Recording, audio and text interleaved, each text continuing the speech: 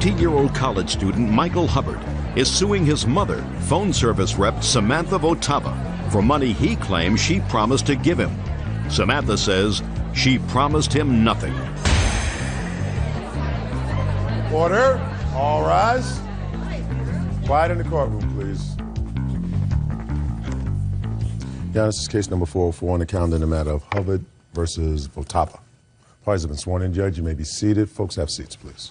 Mr. Hubbard, the defendant is your mother. Yes, ma'am. According to your complaint, your mother promised to give you some money towards the purchase of a car. Right. You say that she promised to give you at least $1,000. Yes. You went out and purchased a car, and how much did you spend for the car? The car was actually like $5,500. I thought you said you spent $3,000. $3,000 was actually how much I was going to spend on the car when I told my mom. But I actually ended up spending $5,500 because she told me she was going to give me some money. Excuse me. Shh, just a minute. Your Honor? Speak not. No, I've got pertinent information. We never agreed to any amount of money to give him. Quiet. But we never agreed. Could you be quiet? We never So last agreed. time...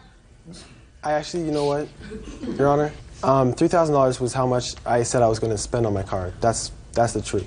You did sign this complaint, Yes, I did you did. not, sir, where you Yes, say, I I did. bought a car for $3,000? Right. All right, so let me see sorry. the bill of sale for the car that you bought. Now you Okay. say you spent $5,500. This is actually the loan that I had to take out. You see, Your Honor, actually, you know what, though? The thing is, this whole court... Just a second. Okay. The amount of credit approved was $45.75. Right, because Is that right? Yes, ma'am. Okay. Now you say that your mother promised to give you at least $1,000. When did she promise to give you this $1,000? Okay, I got in my car accident. I totaled my car back in March of 2002. And after that, my stepmother, Vicky, she called my mom and told her about the accident. Then I called my mom just to let her know I was okay and everything like that.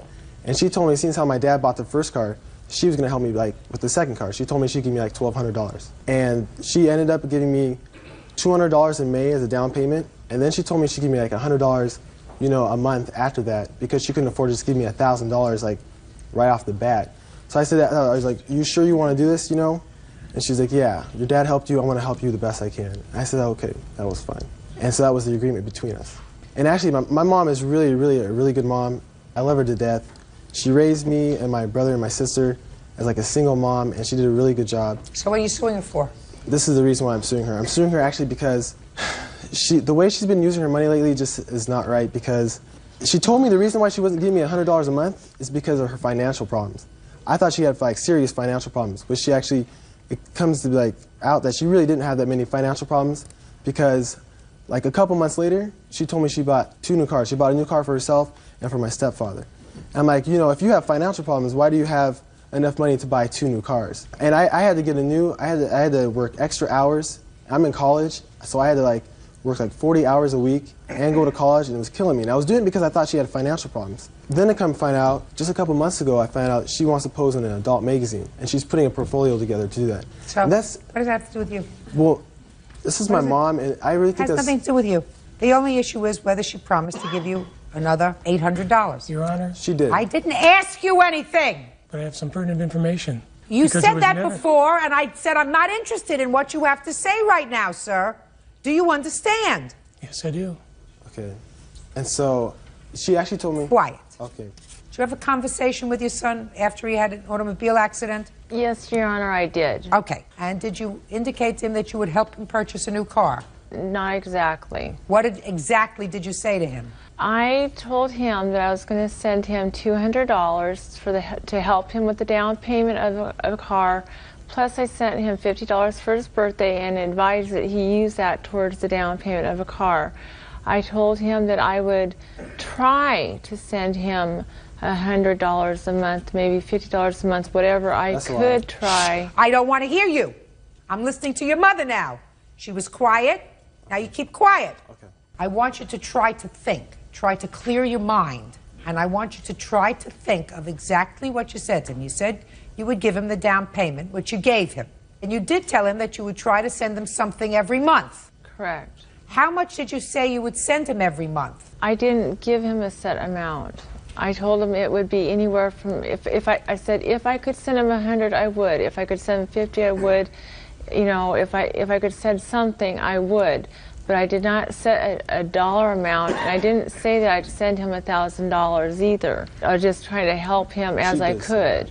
She said And I think that he's just being really vindictive right now because of the fact that we have different moral values.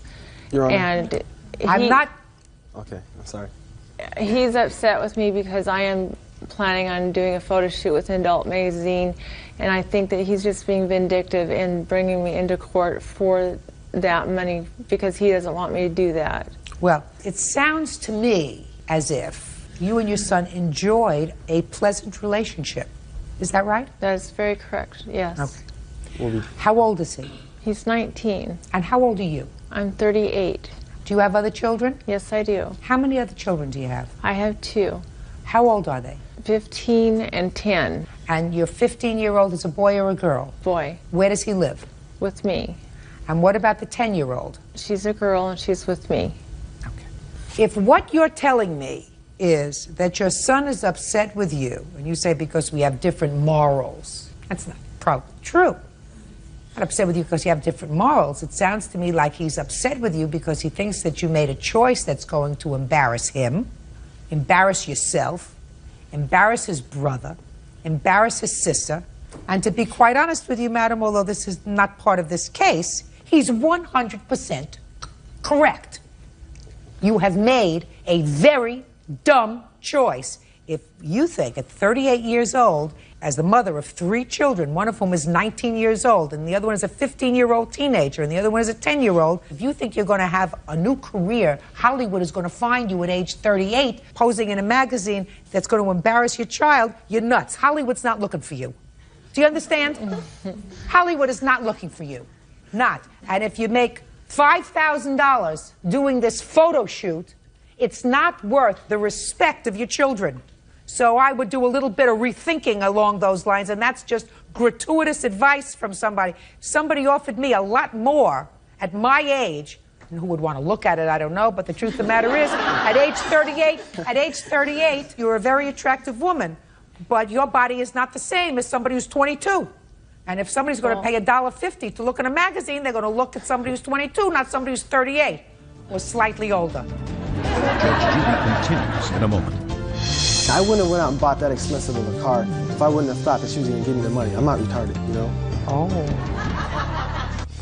Real cases, real people. Judge Judy.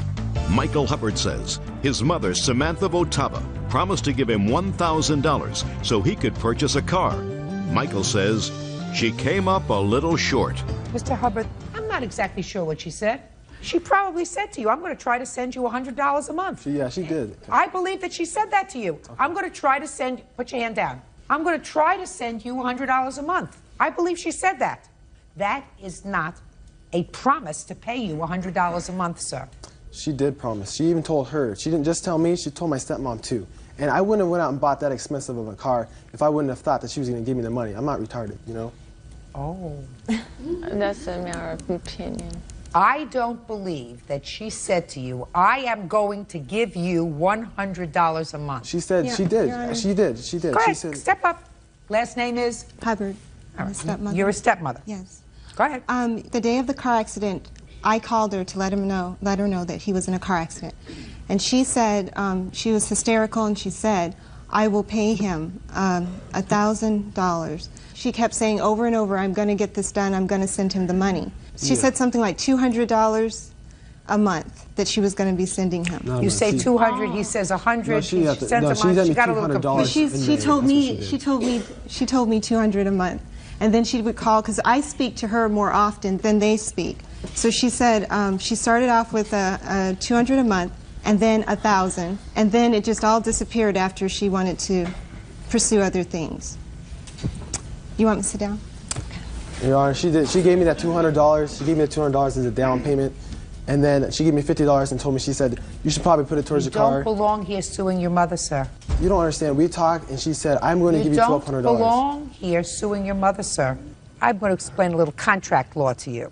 Ordinarily, there has to be in a contract some consideration. So if somebody says, I'm going to give you $1,000, there has to be a consideration for it in exchange for you doing something, in exchange for you naming the car. What's your first name? Samantha. The Samantha, I'm going to give you $1,000. Okay.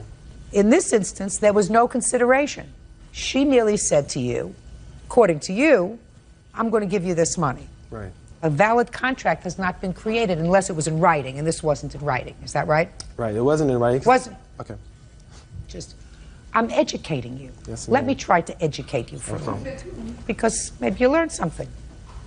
In this case, if I believe that she said to you, I am going to give you $1,000, and you acted on that by going out and purchasing a car to your detriment, which means you did something that was putting yourself in a financial bind based upon her promise, that is an exception to the rule so that the courts can enforce that. Do you understand that, Bert?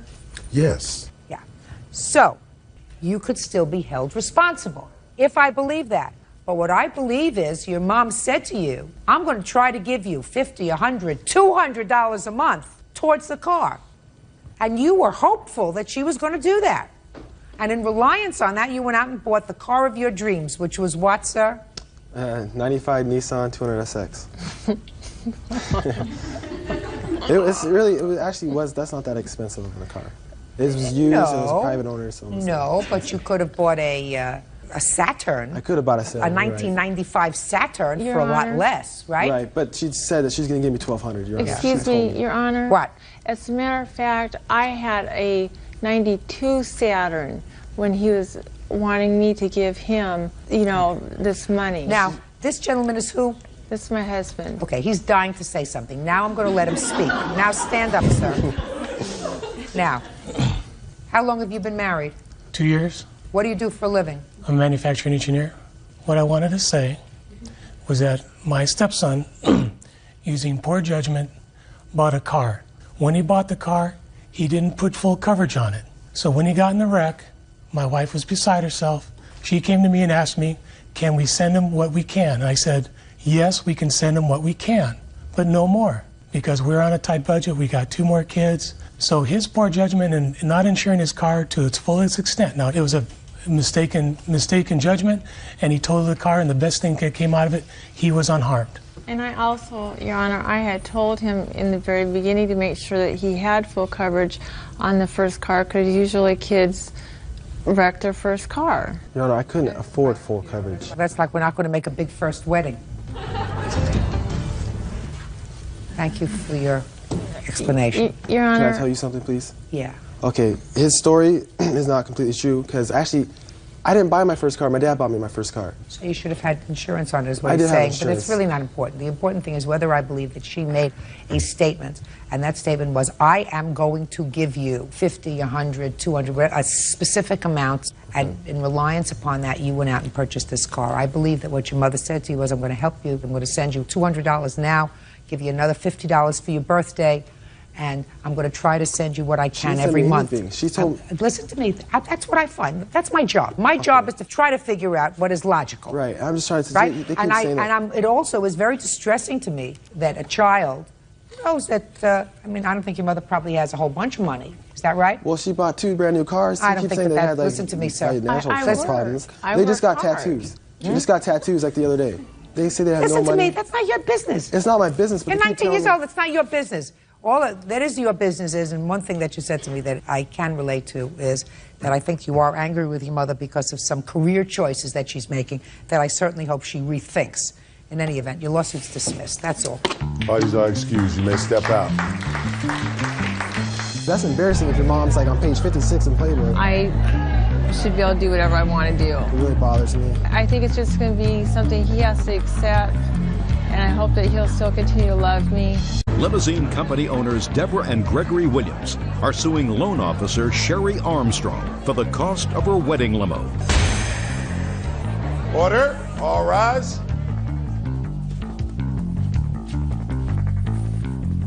Yeah, this is case number 439 on the calendar in the matter of Elite Limousine versus Armstrong. Parties have been sworn in, Your Honor. You may be seated. Folks, have seats. Who's going to speak on behalf of Elite Limousine? I will. Good. Tell me your name. I'm Deborah Williams. Well, it's an interesting case. You provided limousine service for the defendant's wedding, picked up the defendant, and I assume the wedding party at the church and took them to where they had to go. Your bill for the evening was $795, something like that. Is Yes, that ma'am. right? Yes, ma'am. The defendant refuses to pay. The defendant says that it was very nice of you to send the limousine. She never hired you. Correct? Yes, ma'am. Okay. When were you married? October 26th Where? at Zor United Methodist Church in Greer, South Carolina. How big is this town in Carolina? It's not a very big town, How many churches are there? probably 30. Was this on a Sunday? It was a Saturday. Is it your experience that all 30 churches, or most of them, have weddings on Saturdays? Usually, yes, ma'am. Booked a lot in advance, right? So you want to try to explain to me your theory of how they arrived at your church to pick you up at your wedding on the 26th of October, just at the time that you and your wedding party were leaving the church. Explain that to me. Well, it started about a month and a half prior to my wedding. I was calling around numerous places to get prices on limos. I contacted Elite Limousine at the time of contact over the telephone. I spoke with a lady and I told her I needed a limousine for my wedding. She asked me to give her the specifics, where the church was, what time my wedding was, how long I would need the limo, and so forth, and that she would put the man on the phone with me that would take the information down for me. Go ahead. Okay, once he got on the phone, I gave him the specifics as far as date, where the wedding was going to be held, the times I needed the service, and at that time he told me that it would be $795 and that it required a $150 deposit. I told him at that time on the phone that I was not prepared to pay the deposit because I'd like to speak with my fiance. He told me that would be fine. What he would do is keep the information I'd given him, and I had until 5 o'clock that day to call him back with a $150 deposit, and if I did not call back, it would cancel out and the reservation would not be held up. So I spoke with my husband. We decided not to do it, and because he told me I didn't have to call back, if I didn't pay the deposit it would cancel, I never called back. The day of my wedding, I walk out of the church and there's a limo there. No, now stop a second. That's how they got to your wedding, according to you. Yes, ma'am. How many people were in your wedding party that ultimately used the limousine? There were 3 bridesmaids, 3 groomsmen, 2 flower girls, a ring bearer, and my husband and I, and 2 ushers. How did you all get to the church? We drove our own personal vehicles, and prior to the wedding, we had all decided that we would follow each other to the reception. That was our intentions after the wedding, to carpool to the reception. So you gave up the idea of hiring a limousine. Yes, ma'am. Go ahead. So after my wedding, we walk out of the church. The limo's there. Everybody's amazed, and I've got a videotape showing the actual footage where we're walking out of the church. As we walked up to the limo driver had the door open, and he was standing there, and I said, "What is the limo for?" And he said, "Are you Sherry Armstrong?" And I said, "Yes, I am." And he said, "If you're Sherry Armstrong, this limo's for you." And I said, "Wait a minute." I said, I don't understand. I didn't rent a limo. He says, "If you're Sherry Armstrong, it's paid in full, everything's taken care of." Okay. So we got That's in it. the limo. Got in and you went. And that's how it happened. So you thought it was a gift from Exactly. somebody. Now I'll hear your side, Miss Williams. Well, I think it was late evening in August. Miss Armstrong called. When I answer the phone, I always give people rates of each vehicle that we have. Well, she says that nobody gave her the rates. First and thing then- we do anytime we answer the phone. Just, do you remember Okay. her call specifically? I do. Well, then I want you to Actually- tell me her call specifically, if you remember. I do. My husband took her call. Okay, And then if this is your husband, so let me hear you. Yes, ma'am, I did. She called, and she was a very nice lady, and she had some unusual requests. She told me that she was on a budget. We understand that. She initially booked a Navigator. We have a Navigator SUV Super Stretch. So I told her to help her out. I would do what we call a split run, which we don't normally do, but the Greer, the church that she was at, is a well-known church in our community. Our shop is also located in Greer. So usually... Don't tell me usually. Okay. She says, and it sounds logical to me, that if you were going to hold this date of October 26th, that would have required a deposit. What she says has a ring of truth to it, that she was told that you'll hold the date for her till the end of the day, then you're going to need a deposit to hold the date permanently and to show up at the wedding. No, ma'am. She told me she would like to book the vehicle. A deposit is customary, but it's not something It we is do all the customary. time. Yes, ma'am. And the reason I waived the deposit in this case is she said she didn't have a credit card. She would pay cash the day of the service. She did book the car. She gave me the information where to pick her up at the church. She said she was going to the City Club, from the City Club wherever, which was after their, their reception. And the reason I gave her a flat rate is because we did do a split, and she wanted to be picked up back at 4 o'clock from 4 to 8. The reason I waived the deposit is because I did have all her information, and I had her work phone number, and I had the church. So I had no reason to believe that it was a call that would be somebody, playing a joke or anything. I'd like to see the contract that you say she signed. This is the contract. That was the total amount, and I'll explain that to Judge. I just want to see her signature and tell me when you sent her the contract.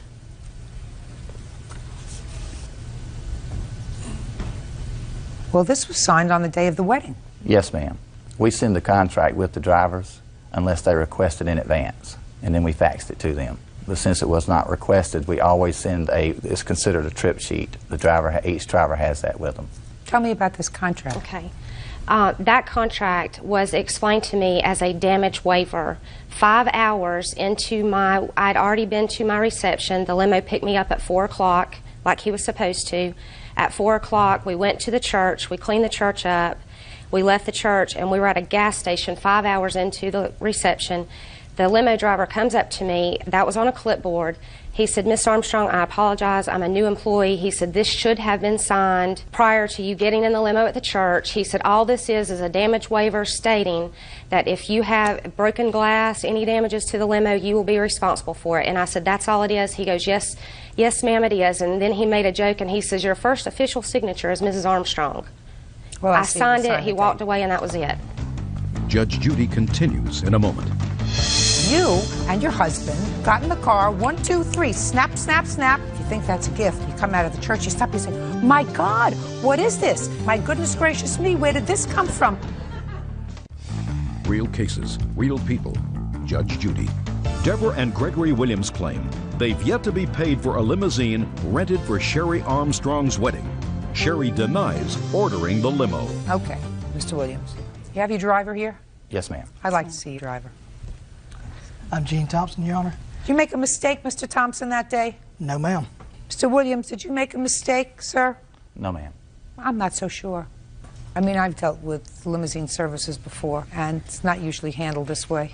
Well, it's a judgment call as far as waiving the deposit. It's not a judgment call, Mr. Williams. It's business. If you told me that you knew this lady, that she came as a reference, that she came through a relative, that you knew her at all, and you decided that you were going to waive the deposit and hold the date anyway, maybe I could understand that. But someone who's calling you from the yellow pages that you don't know from a hole in the wall, you don't waive the deposit and hold that date and hold your Suburban. What if somebody else calls you and then she decides at the last minute that she's not going to use your service? Ms. Williams can answer that. She did call back and she reconfirmed the date.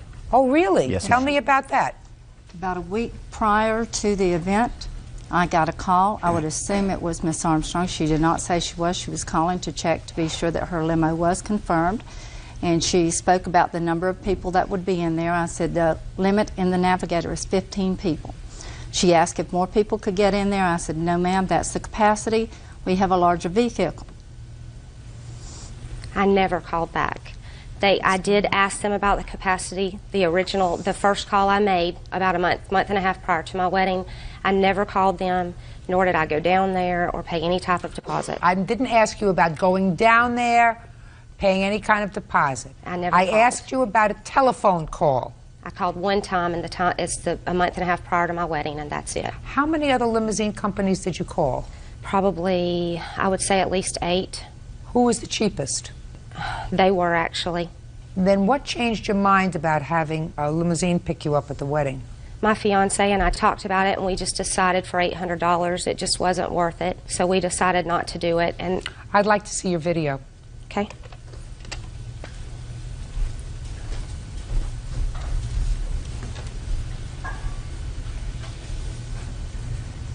This is right after our pictures were taken in the church. We were coming out. I'm watching you.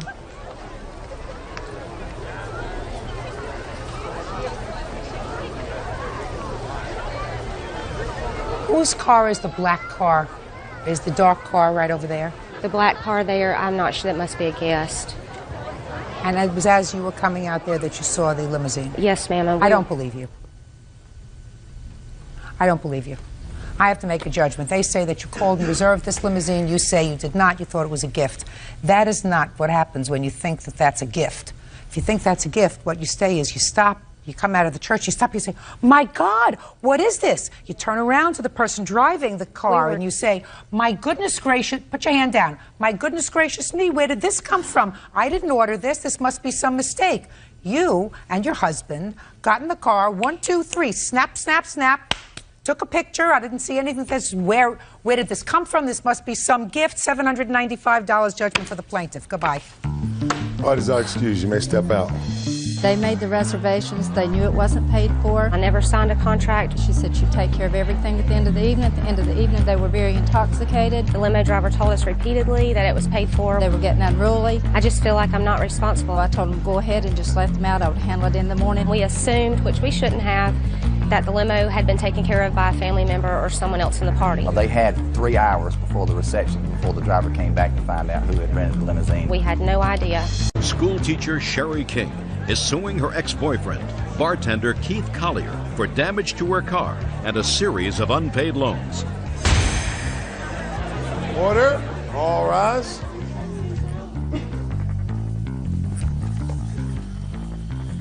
Your Honor, this is case number 363 on the calendar in the matter of King versus Collier. Parties have been sworn in, Judge. You may be seated. Folks, have seats, please. Miss King, according to what I've read, the defendant was your former boyfriend. First, you say about a little more than a year ago, he had an accident with your car, which you paid for, which he said he would take care of. Then you claim to have expended a certain amount of money for remodeling of a condo that he had purchased, also with the agreement that he would pay you back. When you broke up, somehow you got him to sign a promissory note for all this money, or I think $3,200. Mr. Collier says the following. He said that you caused the accident to the car yourself, that he never borrowed any money from you, that the remodeling that you did to the condo, which had belonged to his uncle, was your own choice. The only reason he says that he signed this promissory note was that you were holding some money of his that you had gotten your hands on. You told me you wouldn't give him the money unless he signed the note. So he signed the note under duress. That's your defense. Yes, Your Honor. When was this accident with the car? It was back in July of 2001. And tell me about the accident with the car. We were leaving a parking garage in Ybor City, and we were looking for the ticket that you give the attendant whenever you leave, and we couldn't find it, and we had pulled in already, so he went to back up, and as he backed up, he tore the whole bumper off the front of the car. So it's the bumper that you're talking about? Correct. You remember that, sir? Yes, Your Honor. I don't remember it that way, though. Who was driving? I was driving. Okay. So do you have insurance? Yes. So did the insurance cover the damage? No, my deductible was $500, and it only cost $335. Okay. Did you agree to pay that? I never agreed to pay that, Your Honor. So give me your version of the events. You are driving, the bumper comes off the car. How did the bumper come off the car? I actually wasn't driving. We had gone to the You parking... just told me you were driving. Oh, I was in the driver's seat. We had just backed out of the parking garage spot that I was in, that she had parked in. Yeah. And the angle that I pulled back, that, you know, having no idea how she had left the wheel cocked, it caught on the edge of the wall and it ripped her bumper off. The wall didn't move, sir. The car moved. I agree, Your Honor. Good. Okay. So that's $335. Did you ever say that you would pay to have that bumper repaired? No, Your Honor. The reason I agreed or told her I wouldn't pay her back for that is the fact Would that... or would not? Would not. Is because she was drunk. Too drunk to drive, asked me to drive, handed me the keys, and that's the only reason I was driving. I was trying to do her a favor. Is it true that you gave him the keys to the car because you had been drinking? Yes. Okay, fine. Don't drink. What's next?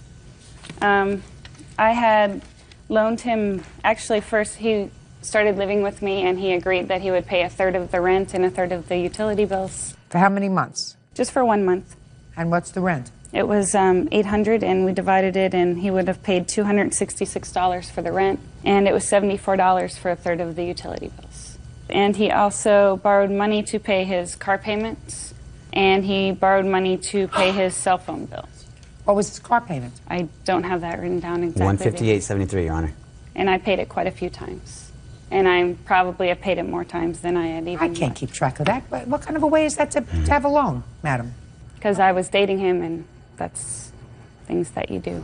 And then finally, we have the stuff for the apartment. Let's hear about the stuff for the apartment. It was for a condo that his uncle owned, and we had agreed that he would move in. I was still living with my roommate, so I couldn't move out at the time. And I said that we agreed that whenever time came that my lease would be up, that I would buy the place from his uncle, and that's why I would do the remodeling, and that he would also pay for that. That you would buy the place from his uncle? Mm-hmm. You? Yes, later. You, not the two of you, you would buy the place for his uncle, so you were going to remodel it for when you bought it? Correct. Had you discussed that with his uncle? No. Just with him? Just with him. Well, what made you think his uncle wanted to sell it? He discussed him buying it from his uncle. He owner leased it to me, Your Honor. So he was selling it to me. And you discussed selling it to her? Yeah, yes, Your Honor, yes. And that's why she decided to remodel it. Is that right? Correct, Your Honor. And then you decided not to sell it to her. Is that right? No, she left, Your Honor. Or she left. Whatever. Listen, I'm telling you this, Miss King. I'm unimpressed with all of these loans that you claim. Without a promissory note, the one that you say you have, yes, I do, Your you Honor. wouldn't get any money. I'm going to tell you why. Because if you remodel this place in anticipation of you purchasing it, so you were really remodeling it for yourself, there was no loan to him of that money. You remodeled it because you were going to live there. That was your foolishness. You don't remodel a place until the title of it is in your name. Correct. You want to do it fast? You do it fast. That's your problem. So now I'm going to take a look at the promissory note.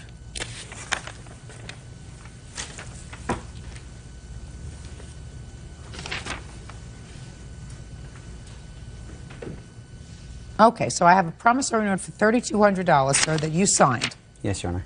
Now, let me hear the circumstances surrounding you signing this promissory note. She left on the 4th, and when she left, she had some cash in my 4th of? March. When she did so, she didn't realize, I think, that she had some cash with her that I needed for my mortgage payment due on the 7th. Mortgage for what? To my uncle.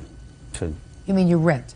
Well, he's taking it off the principal, so he's holding the note for me. But the mortgage payment was due on the 7th, and on the 4th she left with my cash. I couldn't raise the $350. How did she get your cash? I was having her hold it for me. I think we were going to deposit But in you the bank. speak slowly, sir. I can't follow sorry. you. I'm old. Yes, Your Honor. She had my cash with her because she was holding it for me so that I would not spend it. How much cash was she holding? $350. Okay, go ahead. And on the 8th, a day after my mortgage was late, she agreed to go ahead and give me the cash, but only if I would sign the promissory note. Since I know their means of getting the cash that quickly, I went ahead and signed the note. Did you have his money? Yes, Your Honor. He had been staying at my place and left it. And so you took the money and said you want your money back? Is that right? Well, it was in my... No, you want your money back? You're going to sign this note? Correct, Your Honor. Is that what happened? Yes. That's duress. You can't do that. Judge Judy will continue in a moment. And later today, She wanted you to get out of the car? Yes, that way she could fight me. She grabbed my windshield wiper. She smashed it because she was really mad and broke it. And then with her both fists, she was really pissed. Boom, then my car. real cases, real people. Judge Judy. Sherry King says her ex-boyfriend, Keith Collier, owes for damage to her car and unpaid loans. Keith says he owes her nothing. As I said to you before, Miss King, but for the promissory note, I would find that there was never a loan made. With regard to the automobile, you were drunk, which is the reason he drove. He's backing out of a spot, not purposefully. He wasn't backing out of a spot. He was backing out of the actual toll booth that he Whatever. had pulled into. I did not pull into there, Your Honor. Whatever it was. But for the fact that the two of you had broken up, there's not a question in my mind that we would not be here over this bumper damage to the car. When you drive a car, you drive someplace, you go out, you're not supposed to get drunk so you can't drive at home. Okay? I don't know how much he had been drinking that evening, whether he had been drinking more than you or less than you. I assume that he had been drinking some too, which means that you're both stupid. Then we come to the bills. Bills that you say, well, he said he would pay me some rent, and then I paid for his car payment. I paid a lot of times. I paid his car payment more than once. I'm not sure about how many times. I don't get involved with that. This is a court. You're supposed to say, on September 1st, 1999, I paid a car payment. On September 16th, the year 2000, I made a car payment for him. I have that all written down here. This is his car payment. He asked me to please advance it, and if I would, he would pay me back in a month. That's not what this is all about. This is about a boyfriend and girlfriend situation where you give him money. I don't know whether he ever gave you money. No, Your Honor. Probably not. Well, that means that you're not too. Right? The only thing that you thought that you did that was clever was having him do the promissory note for all this money that you thought he owed you. The only problem is you forced him to sign it. You were withholding his property. And if you withheld his property and said, unless you sign this note, I'm not going to give you the property, that is duress. So you get zippo, nada, nothing. Your case is dismissed. Goodbye. Parties are excused. You may step out. Just hopefully no one will ever have to deal with him the way I had to deal with him. I'm glad to see that justice was served. Because he's a loser and he will scam anyone out of anything. I feel bad that Ms. King feels like she was ripped off and misled by me. Every week he would say that he would pay me the money, and then he would say, oh, I spent it on this or I spent it on that, and never came through with it. I'm sorry that I had to come to a court battle. She could have settled it outside very easily. Don't give money to anyone unless you have anything signed, and don't deal with idiot con artists like that. Worked out pretty well for me, didn't it?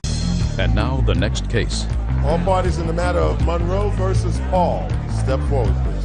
21-year-old construction worker Edward Monroe is suing 21-year-old student T.J. Paul for the cost to fix his truck.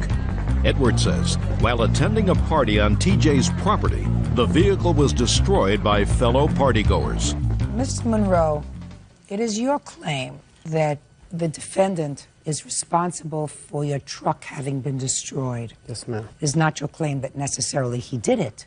Right. But that your truck was destroyed on his property and therefore he should be responsible. Is that right? Yes, ma'am. What I gather is on his property that day and evening was a free-for-all, drunken, underage drinking party for about 300 people.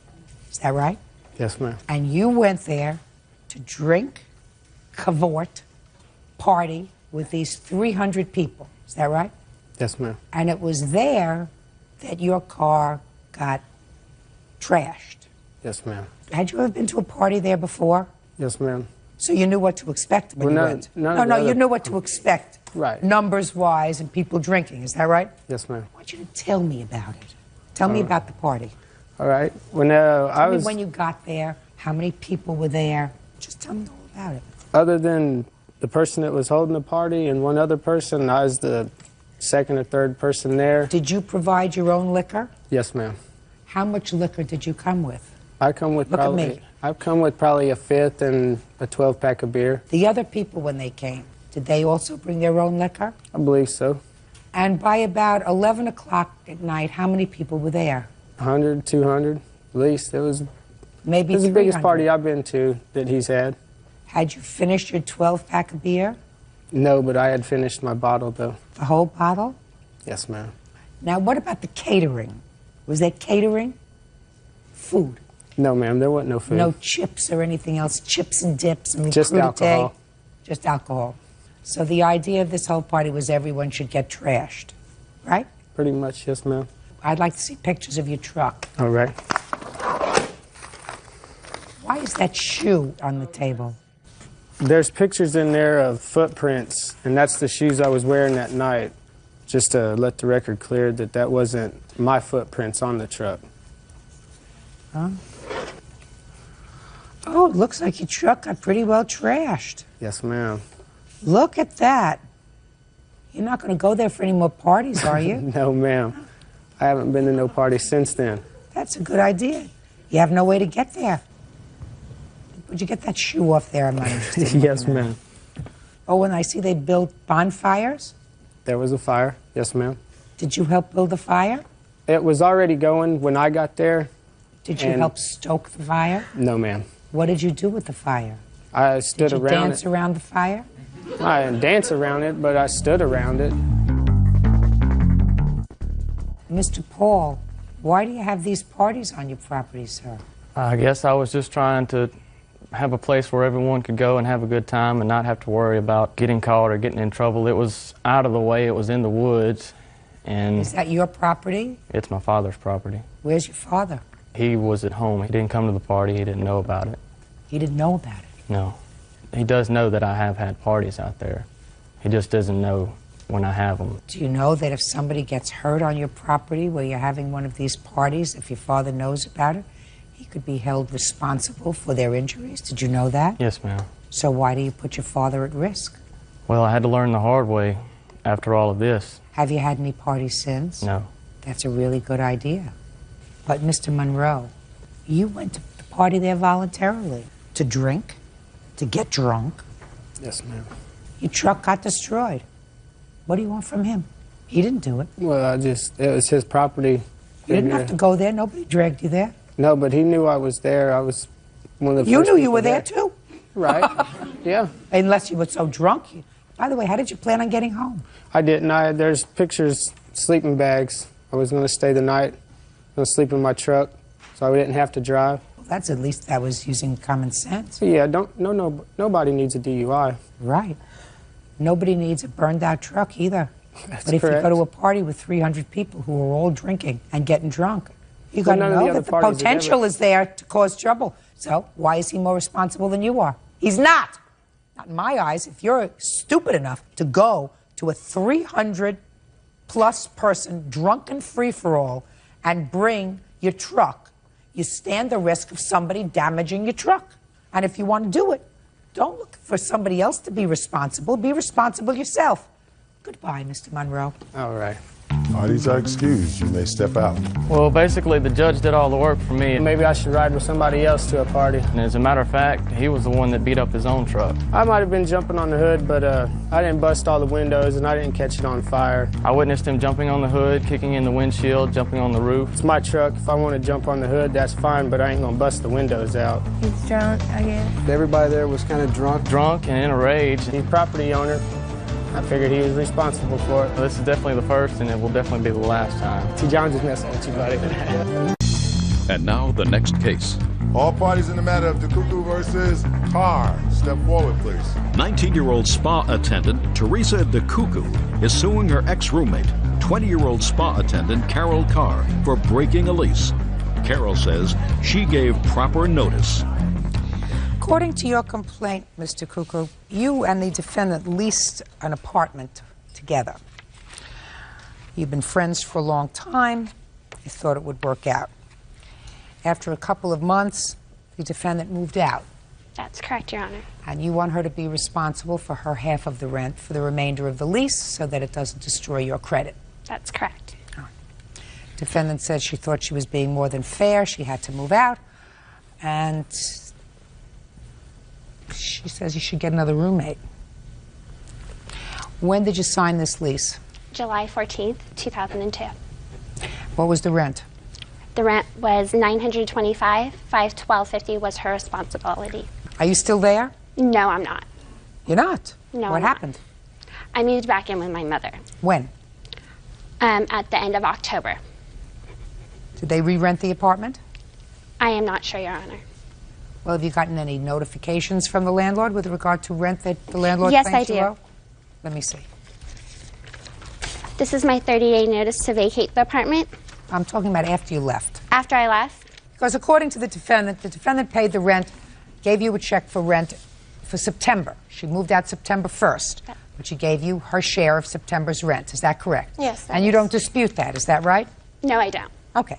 And you moved out the end of October. So we have October's rent, Right. right? Which, based upon what you tell me, is $512.50 would be her share of October's rent up until the time you moved out, and you're suing her for $2,800. That's correct, Your Honor. Okay, so you're going to have to explain that to me. Yes. Right. These are the payments I made, and because it's for the lease break and everything. That's right when I moved out. That was the payment agreement from the landlord. The fees that she was charged to break the lease were $1,836, Ms. Mhm. Carr. Yes. Half of $1,836 is $918. I want you to explain to me why you should not be responsible for $918. Okay, I gave my 30 days notice like required in the lease contract. Your If I Honor, needed that to isn't move true. out, I don't want to hear you unless I come back and look at you. Do you understand? Yes. So No. Pay careful attention to me. Mhm. You show me your lease, which says that if you give them 30 days notice, you're allowed to break your lease with no consequence by doesn't giving them 30 days notice.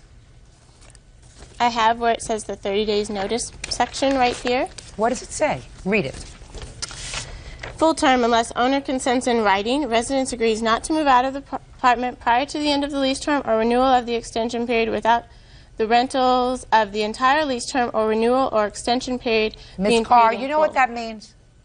It means that if the owner agrees, the owner, did the owner agree that you move out? I gave them my written notice. They didn't argue with me. Ms. Carr, you don't get it. A lease means that if you pay your rent and are a good tenant, the landlord can't throw you out for 12 months. And it means that you are responsible for the rent for 12 months. Just if you decide in the middle of the lease that you don't want to live there anymore, you just can't give them 30 days notice and move out. Well, I had a bad car accident That's at not the her beginning problem. of the month, and that's why. That's not her problem. That's your problem. Judge Judy continues in a moment. You have to be a grown-up. Your first responsibility was you signed a lease with somebody else. Somebody else that could not afford the apartment by themselves. So if it's a toss-up between you putting money towards a new car and moving back with your parents so that you can pay for the car and living up to your pre-existing responsibility, you have to live up to your pre-existing responsibility. That's a grown-up. You do, however, have to accept your part of the responsibility, which is you had a roommate. It didn't work out. She moved out for whatever reason. You couldn't live there by yourself. It's a very good lesson. You don't take an apartment with a roommate for more rent than you can pay by yourself. The whole thing. Because otherwise you have to move out and you have these fees. She's not going to pay the whole fee, only half. Do you understand? I actually have other expenses that has incurred while she was there. Like what? I have a copy of a couple of utility bills that she refused to pay for. Can I say a comment about that? Actually, I paid half of the cable and the power. She never gave me a copy of the phone bill. Claimed I could get it at Sprint.com, but without any account number, I can't access Is this that. a phone bill? It's a phone bill and a power bill, Your Honor. Is this 10346? Yes, Your Honor. Well, is that for September? That's for 3 months total. Up through September 25th? Yes. Sprint bill, power bill was $38.75, and that was date to next meter reading October 16th, so that was through September. No. It's not responsible for the power bill. $969. Ladies, it's too bad your friendship is over. Your Honor, I have one more thing. Which is? I did try to contact her, Which and is she what? refused to sign. She refused. Well, she was contact. harassing. Just a minute. What do you want? She was harassing me. I so. didn't. I'm not looking at you. So? She had refused a letter I sent to her house. So what? Saying her statements. So what? What does that have to do with what I'm talking about now? Nothing. Good. But, excuse me, I also have one more thing. What? My moving costs that I had to vacate the apartment with. That's your problem. Your moving costs are your problem. Sometimes when you take a roommate and things don't work out, you have to move. You think that she's going to pay your moving expenses? At least half. Get a roommate. I said you don't have to. You shouldn't be forced to get a roommate if you don't want to, but because you chose not to get another roommate or try to get another roommate and chose to move out, you incurred certain expenses. She's responsible for half of your break lease expenses because she did in fact break the lease. So did you. $969 is what she owes you. That's all. Step out. Parties are excused. I feel that she should have owed me more since she just decided to walk out, especially the day after my birthday. She just went crazy and, irrational behaviors, so. At least I had a legal job, unlike her, who ended up on the internet doing stripping jobs. She was harassing me at my house, my work, calling me and my mom at all hours of the day and night. No. Why would I want to stalk her anyway? And now the next case. All parties in the matter of Kruger versus Estes. Step forward, please. 21-year-old student Abby Kruger is suing her former roommate, 19-year-old bartender Michael Estes, for unpaid rent. Michael says he stopped paying because he didn't like her taste in decorating. Miss Kruger, your family owns a house. And you are in charge of renting the rooms in that house. It's a college community? Right. You rented a room to the defendant, and it is your claim that he owes you for 2 months' rent, $600. Now, I've read Mr. Estes' answer, and he acknowledges that he didn't pay the rent, right? Right. He says he didn't like your decorating. And he told you that if you continued to paint the house in colors he didn't like, he wasn't going to pay the rent. Isn't that what you told me in here? I just wanted to make sure that that's what you said. Yeah. She didn't let me have a say in anything in the house at all. Since when are men in charge of decorating? Since when are men in charge of decorating? You can decorate your closet, that's it. And that's if it's your house. If it's not your house, you can even decorate your closet. Mr. Estes, how old are you, sir? 19? You go to college? No, I took a semester off. Are you planning on going back to school? Yes.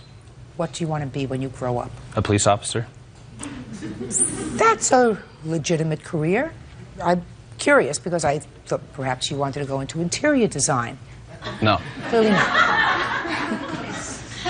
Now, I want you, Mr. Estes, to convince me why I should, or she should, forgive the $600 rent that you owe her because you didn't like the colors that she painted the house, okay? It's all yours, sir. I moved in August, and then she moved in around the end of August, I think. And then both the guys moved out, and then we were getting along, and then she kept decorating the house, and I said, you know, I want to have a say in this house too, and she wouldn't let me have a say ever in the house. Like what? Give me an example. Like, she would paint this side of the wall red and, like, this side of the wall red, and then both these sides would be white. She'd paint, like, the kitchen like a yellow and blue color. She'd paint the hallways and paint, like, all over the house all kinds of different colors, and I didn't like it. What And color do you like? It was white. White was fine to me. You like plain white. You don't like color. You like it plain, nice, plain, clean white. Yeah. Okay, go ahead. Bird and I are fascinated. And that's about it. I just told her, you know, I'm not going to pay rent if I never have to stay in the house, and she was just like, whatever, you know. You're talking about a say in the house. You're talking about the color. I mean, I want to know if there's anything else other than the color. She painted 2 walls. Just the way that she decorated the house, it was like all like girl house, and I couldn't put anything up at all. Explain that to me. Other than the color, what else did she decorate? Just she'd put like candles up and all these weird lamps and pictures. It was just Pictures or pictures? pictures. Pictures that you pour from or pictures on the wall? Pictures on the wall. Pictures. What kind of pictures did she put up? I don't know. They're just like artist kind of pictures. I don't know what it really was. Shh! Please! Mr. Rest, this is very serious. Who are you? I'm his girlfriend. Please don't move. I didn't ask you to stand up. I just wanted to know whether you were just fixing your hair or raising your hand. I just have something to say. Either way, stop it. Judge Judy continues in a moment.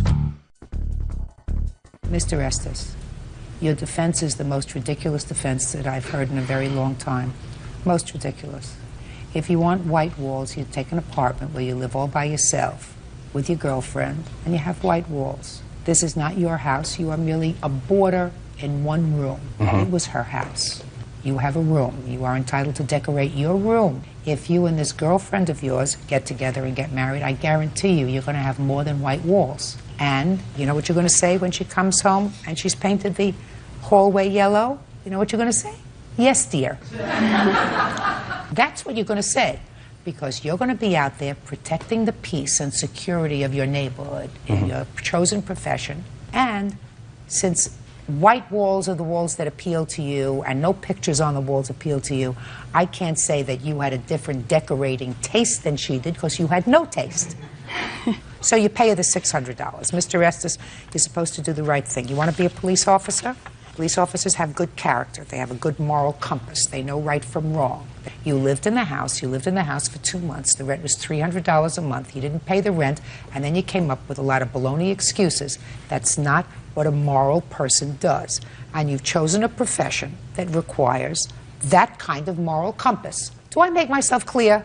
Yes, ma'am. Perfect. Goodbye. Parties are excused. You may step out. I have nothing much to say. I think it was a poor decision. I just tried to make the house nicer. I didn't know he had a problem with it. I think I should have a say in the house. I allowed him to choose the colors in the basement, so. I feel that if I'm going to pay rent there, I should have a say in it. Case number 3096, Corcoran versus Curry. All parties, please step forward. Christopher Corcoran is suing his former employee, Joshua Curry, for unpaid legal fees. Mr. Corcoran, the case is relatively simple and straightforward. It is your claim that the defendant owes you for legal fees that you paid on his behalf. Yes, Your Honor. And Mr. Curry says that there was never an agreement to pay you anything, and you paid legal fees for him for a criminal matter because he was such a valued employee that without him, your business couldn't function. That's very true, Your Honor. Okay, so that's relatively easy. How long did you work for Mr. Corcoran, Mr. Curry? From when to when? August of 2020 until September of 2023. And how much did you earn? 200 to 300, depending on how long it was. So you want to tell me when you got into some legal trouble? It was July 5th morning, about 4 o'clock in the morning. I had heard some news from one of my friends passing away from a motorcycle wreck, and I was just a little emotional. Went on a motorcycle ride myself, and the police tried to pull me over, which I made a bad decision and didn't pull over. Well, let's go back a second. I just want to make sure I'm hearing it right. You got some very bad news that a friend of yours had been killed in a motorcycle accident. Yeah. And you were very upset about it. Well, emotional, yes, yes. You were upset about it, hadn't been drinking. Nope. No drugs. Nope. So at 4 o'clock in the morning, you decided to go on a motorcycle ride. Yep. Where did you take your motorcycle for a ride? I was just going for a ride through Marymount. And is that a big town or a little town? It's a small little town outside Cincinnati. And the police must see you because you're going to tell me what happened when the police tried to pull you over. Well, there was like a medium from one direction to the other from the way the cop was coming. I wasn't speeding. I wasn't doing anything illegal. They busted you. He came up behind me and was trying to pull me over for what I thought for no reason. So the police were trying to pull you over while you were riding your motorcycle? Yes, ma'am. And then what happened? Emotions got the best of me. I flipped the bird and just took off. Okay. You have a copy of your check? No, I paid cash. This doesn't do it for me, sir. Show me where you took $6,000 from. Out of my safe. I mean, I keep a lot of cash on hand at the house. You know, I'm not believing you, sir.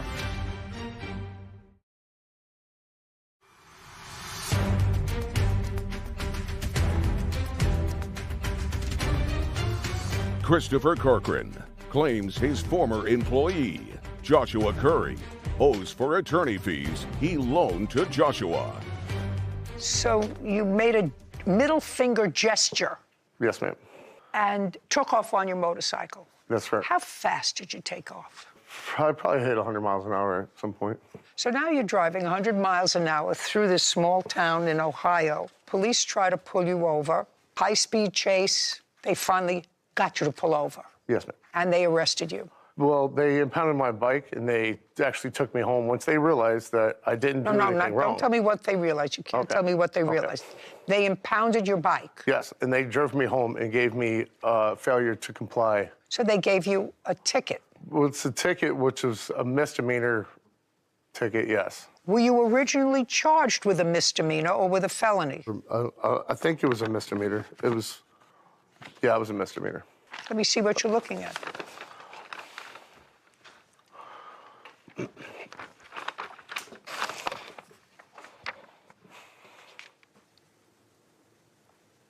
Okay, so at some point you got in touch with your boss. Mm-hmm.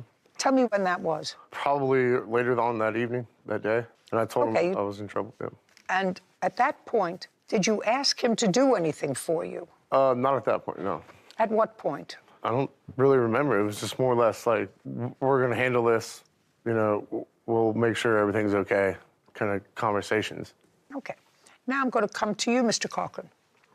First of all, you have a business that is what? It's a commercial construction. We had set up pallet racking and warehouse. When did you start the business? 2008. Is the business still ongoing? Yes. and it's still ongoing, so you've managed to keep your business even after this valued employee is gone. Yes, Your Honor. So I have to tell you something, Mr. Curry. The only time that you become indispensable is when the show has your name on it. Do you understand? Yes, Your Honor. Other than that, everybody can be replaced. I say that because your defense is, because what Mr. Corcoran did is he contacted a lawyer on your behalf, and that's the money he wants. And your position was you never asked him for it, you just did it. Okay, so you tell me about the conversation that you had with Mr. Corcoran when he called the next day.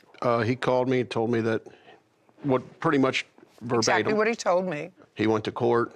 He called me after court. He said, I don't know what to do. He said, they told me to come back with an attorney. So now he's going back and he said to you, this is bad. I have to go back to court. They told me to come back with a lawyer. Did you tell him that? Well, yeah. And you said to him? I said, let me make a phone call. I'll get in touch with my attorney. He'll call you, get your side of it, and we'll go from there. So you called your lawyer. So I called my attorney. He called Mr. Curry. They spoke. He called me back. He says, Chris, this is bad. This is bad. He said he's going to do some time on this. And then? He said, he said he doesn't have any money, and he told me $6,000. So I told Mr. Curry, and he says, well, I don't have that. I said, well, I'll take it out of your check, and on we went. Is that what he said to you? Well, that's not really how I remember the conversation, but, I mean, it was a couple years ago. I would like you to tell me how, Mr. Curry, you remember the conversation. Well, I just remember him saying that, I have a friend that's a lawyer. We'll take care of this. We'll get it handled. Well, Mr. Curry, what I'm asking you is, you're not related to him. You're not his brother. You're not his cousin. You're not his son-in-law. You're an employee. If you knew about the amount of money, $6,000, why in the world would you think that he was just going to cover that for you? I mean, he brought it up to me after the fact that it was paid. Like, I didn't have a chance to say yes or no to $6,000. Well, you knew the lawyer wasn't working for nothing. Well, I completely understand that. But I also thought the way that he would approach me was like, we're going to take care of this. Okay. May I see the invoice from the attorney and a copy of your check?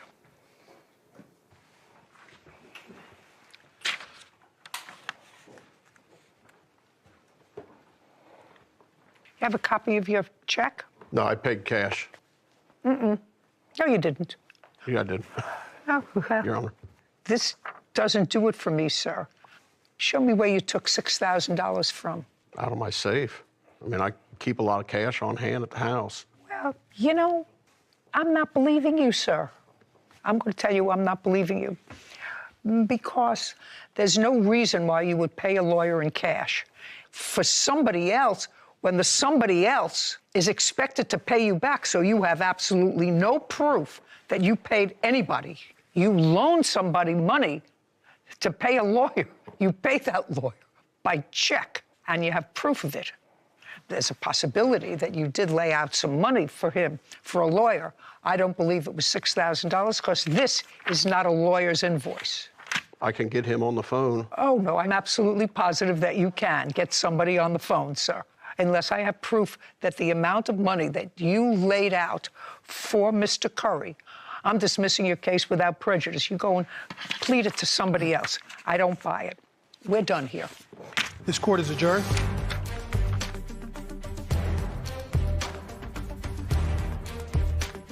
If you're making a loan to somebody, especially in a case like this where there was no family relation, no, like you said, no particular reason why the plaintiff would just out of the kindness of his heart step up and pay this bill, I would want a paper trail or 2 or 3 to ensure that they could not go back on their word to repay you for the loan that you so nicely laid out for them.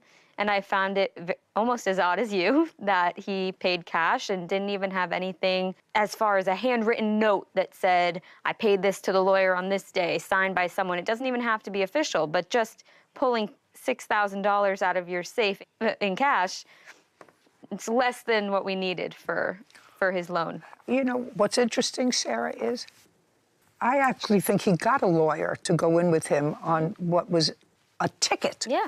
But certainly no lawyer would say, oh, that's very serious. He's looking at serious jail. That's baloney. unless there was another charge there. But I don't see why a lawyer would demand $6,000 in cash. It doesn't make sense to me. And if it doesn't make sense, it's not true. DeAndre Benton is suing his former roommate, Chauncey Rayford, for personal belongings, lost wages, and an assault. Court come to order. All rise. Have a seat, please. Hello, Judge. Case 3119, Benton versus Rayford. Thank you. You're welcome. Mr. Benton, it is your claim that the defendant who rented a room in her home to you Yes, ma'am. assaulted you, disposed of your property, Correct. and because of all the turmoil, you missed time at work. Yes, ma'am. You want $7,500. Yes. That's what you're asking for.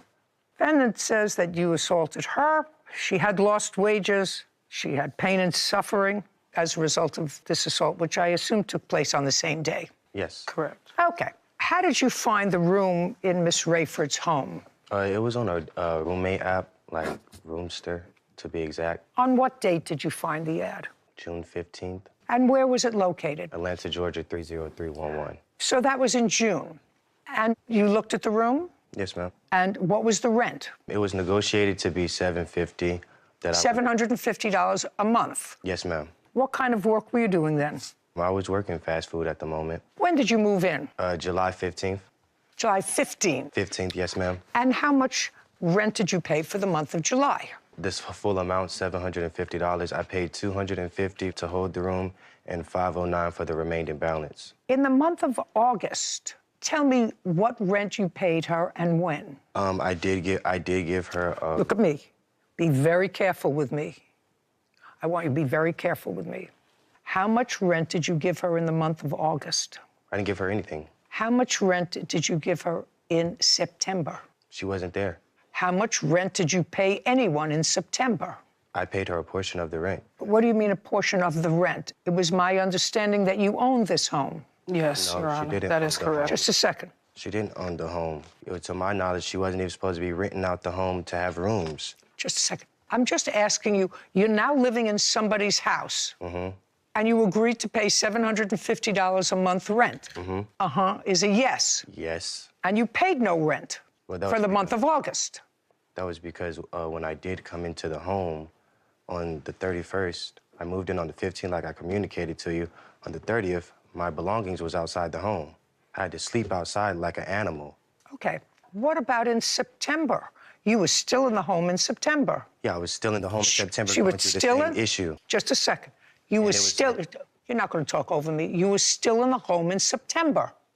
Not That's a yes. Yes. You were still in the home in September.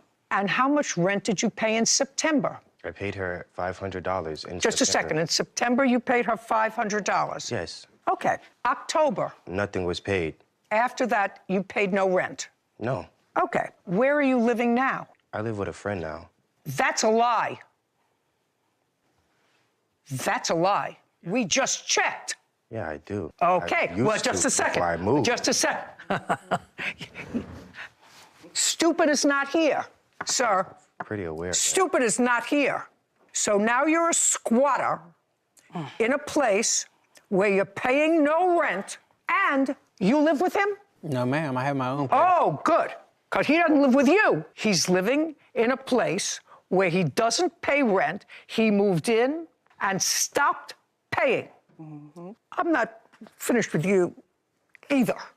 Do you understand? Yes, I understand what you're saying. Very good. So if you understand, you weren't living outside like an animal, and you've been living for August, September, October, November, December, January and February, 7 months in a place in which you pay no rent. Well, can I ask a question? How am I supposed to pay rent when I had several eviction notices and she wasn't there to show up?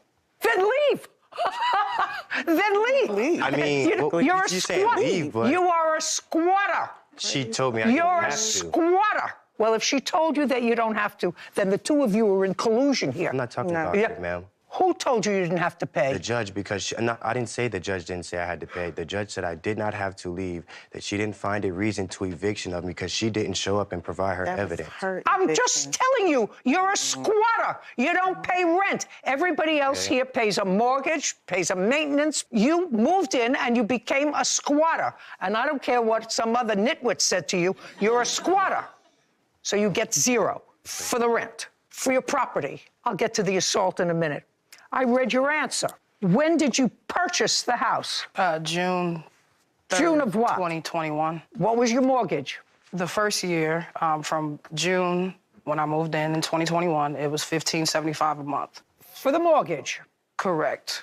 June of 2022, it increased by $40 and went to $1,615. In what month did you stop paying the mortgage? September of 2023. Why?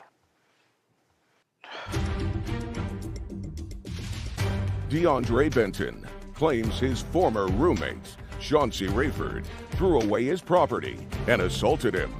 Chauncey is countersuing for property damage and says she was the one assaulted. Now, in what month did you stop paying the mortgage? Well, to be completely honest with you... Yeah, I don't want you to be dishonest with me.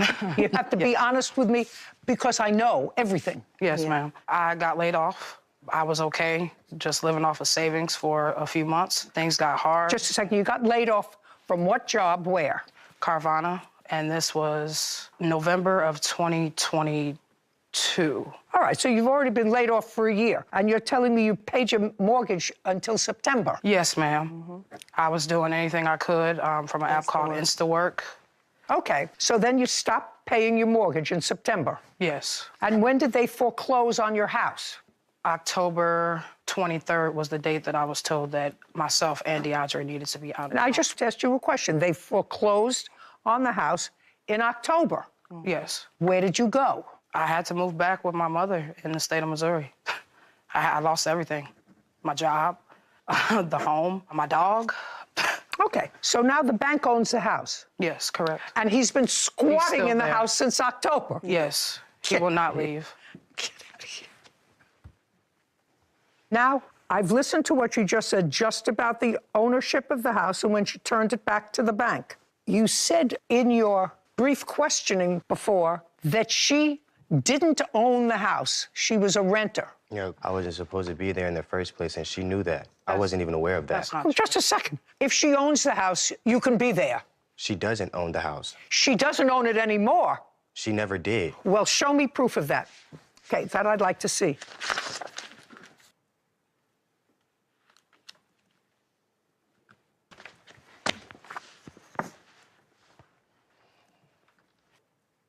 Were you renting with an option to buy? Yes, ma'am, with the option. Oh, I got it now. He's absolutely right. You were not the owner of the house. You were a renter, and you had an option to buy. Correct. And I was going to do so. Judge, I shoulda, woulda, coulda. You two people actually deserve each other. Because what you suggest in your papers is that you ran into hard times and you let the bank take the house. Well, you didn't let the bank do anything because you didn't own the house. You were a renter and you stopped paying rent. Isn't that right? That is correct. Right. So, as far as I'm concerned, you both deserve each other. I don't know who you're not paying rent to. Somebody owns this house. And they've been probably trying to get you out of the house for a very, very long time. The person that owned the home came to the home and said she was already far behind before I even moved in. That's the whole reason why Who cares? What are you doing in a place where you're not paying rent? You're not supposed to be there. You're a squatter. Do I look like a squatter? You are one. You live in a place that's not yours. You're not paying rent. You're a squatter. Yeah, for people that don't try to pay rent. At least I was trying to pay the rent. Every Listen, other time I try to make a baby every once in a while, but I'm 81 years old. It doesn't happen. All right, I want to hear something about this assault that happened when you were both living in this place that belonged to somebody else, and neither one of you was paying rent. She was paying. Who are you? I'm her witness. Were you there when this assault took place? Yes, I was. Okay, then I'll hear you after I hear them. Now, what is the date of this alleged assault? October 10th. October 10th. Yes, ma'am. And you were still living there, not paying rent as of September and October. She was still living there. Yes, ma'am. Tell me what happened. So I came outside out of my room. She was already being aggressive about the non-paying rent. And I've already been trying to be communicative with her. Not I true. said, hey. I don't want to hear you. I'm not speaking, Your Honor. Who is? Me. I'm sorry. Out. Okay. Then you're done. That way. Out. Lord.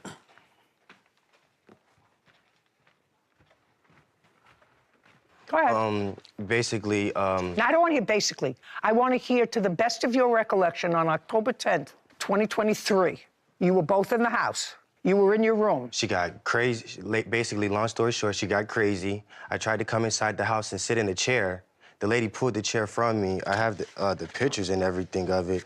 Pulled the chair from me. Which lady? This one right here. Pulled the chair out from under you, tried to sit down. Yes, ma'am. And? Pulled the chair out from me, punched me in the face, and I fell in the chair into the glass. She started picking up the glass and stabbing me with it. And? And I had to call the ambulance. The police came. It took May 45 minutes. May I see the police report, please?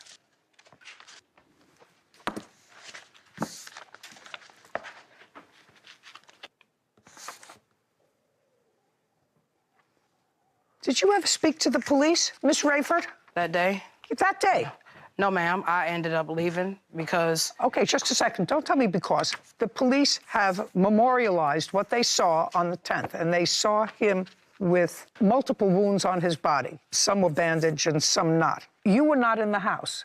This person, I assume, is your girlfriend. Correct. Okay. So the two of you were in the house. After this incident took place, whatever the incident was, the two of you left. That's correct. He called the police. I'm not sure what he did. You didn't call the police. No, I did not. No. Now, so from you, I would like to see... When you left the house, ran out of the house with your girlfriend, I assume you went right to an emergency room or something as a result of the lacerations that you say you sustained as a result of this fight. So I'd like to see those records. I did not go to seek emergency treatment because I didn't have any insurance. I just bandaged it up myself. Well, where did you run to? To go and get bandage. And when did you come back to the house? I did not. That was my last day. So that was your last day. Okay. That's a lie. So now... She did. I would come back only to the return house. when he was not there to collect my things. So you did... Just a second. So you did go back. I have a feeling I was right. He would not be there when I would return. I have text messages of me asking my neighbor to let me know when he's not there as well. I have photos. I'm going to look at both your photos, and then you're going to tell me your version of what happened. Yes. Because there's no question that he was injured, because the police memorialized that. I assume he has photographs as well. Now, I want you to tell me your version of what happened. I was working from home. He was already up that morning, and he was the one being loud. He was sitting at my workstation, and I kept asking him politely to move so that I can go ahead and start working. He refused to move. He told me he had a right to sit wherever he wanted to in the home. Now, mind you, he's never... Just a second. Did you pull the chair out from under him? I have a... DeAndre Benton has accused his former roommate, Chauncey Rayford, of throwing away his belongings and assaulting him. Chauncey is countersuing, claiming DeAndre damaged property and assaulted her. Okay. Did you pull the chair out from under him? No, he was not sitting at it at that time. I was trying to move myself. He had walked outside the front door, and as he did that, I was trying to grab the chair, and he ran towards it and sat in it. And that's when the chair actually collided with the mirror, and the mirror broke at that point. And then? And then he proceeded to pick up pieces of glass, and I have the photos of my injury right here. That's a lie. I don't want to hear you. He also damaged my work equipment. I had just started that job July 17th. Lost my job on Friday, October 13th, because he damaged my computer. I have a police report that I filed because... I'd like to see it. When I did return to the home, after, you know, stitching myself up. You didn't stitch yourself up. I did go and get bandages. You didn't stitch yourself up. Well, okay. The wrong verbiage. Yeah. This is what I submitted Just a second. I asked you for your police report. Yes. Period. Okay. Show it to me. It's right here. This is what I have filed online. After communicating with my job, they told me in order for them to... This is on the 12th. You say this happened on the 9th. It did happen on the 9th, Your Honor. And what I did was I was in communication with my employer to see what they felt was best because... What does she do for a living? She was a shift manager. She still work? Yes, she works. Oh, why wasn't she paying rent? We don't live together. She had her own place. Interesting. Okay, you wanted to say something to me? Yes, that's actually a lie. As far as me assaulting her, I never once touched this lady. I never once disrespected her. I never once raised a hand at her or tried to, like, physically harm her. She was very aggressive, very disrespectful. That's not true. Okay, can I see your photographs, please?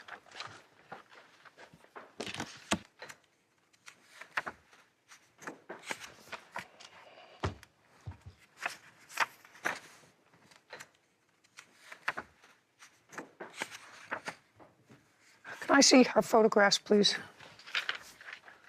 Marvius was also injured. That's my arm and her toe.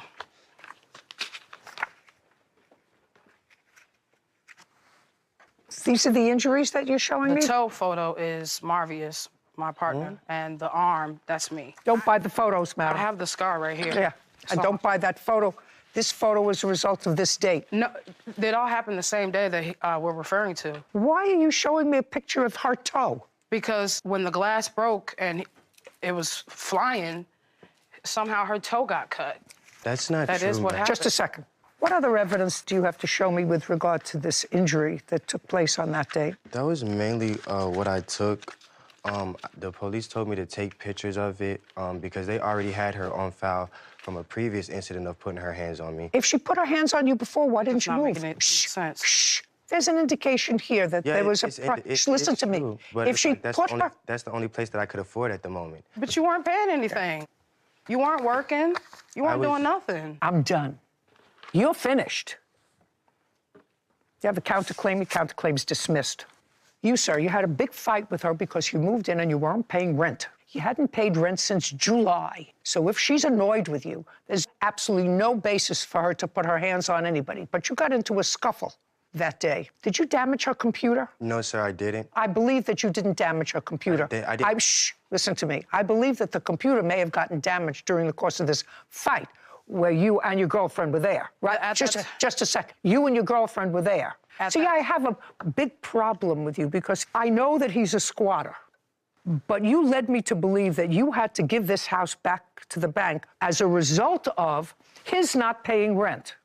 That's what you led me to believe in your answer. Yes, ma'am. Yes, ma'am. And that was not true. When somebody tells me something that's not true, I find their testimony always a little suspect. Do you understand? He was injured. There's no question he was injured with shards of glass. Police saw the injury, and he has pictures bleeding on that date. That's a result of what happened that you did to him. And you may have been angry. Was your friend angry as well? Because you both ran off. This is what happened, okay? Sure, I'd like to hear you try to tell me what happened. The laptop was not damaged due to the scuffle. It was he was already banging on it, and then he poured Pepsi on it. I had to... Did he pour Pepsi on the computer before or after you stabbed him with the glass? No, this is before. I don't believe a word of that. Ma'am, this is the truth. And I literally walked outside so that I could get some help. Yeah. I had to call my girlfriend, and at that time, no, you don't call your girlfriend, you call the police. Every time that the police have been called, they have not helped me. Your girlfriend's not going to help you. You're trying to talk over me. Your girlfriend's not going to help you. I had no family in Atlanta. On the day of the incident, the police were wondering, like, where was she so they can get... Don't tell me what the police were wondering, sir. You haven't paid rent in a place for 7 months. Are you still working fast food? Yeah, I'm working now. Did you tell me initially when I asked you a question, and we can have Whitney read it back, when I asked you where you were living, you said you were living with a friend. Yeah, because I Just a second. You were living with a friend, but that's not true because when we tried to contact you, the contract address that you gave us was, that's how I knew you lived there and that you weren't telling me the truth. Do you understand? Yeah, I said I recently moved from the... No, you didn't say that. I recently have moved from that location, from that home. Goodbye. Your case is dismissed. So's yours. Goodbye. You deserve each other. This court is adjourned.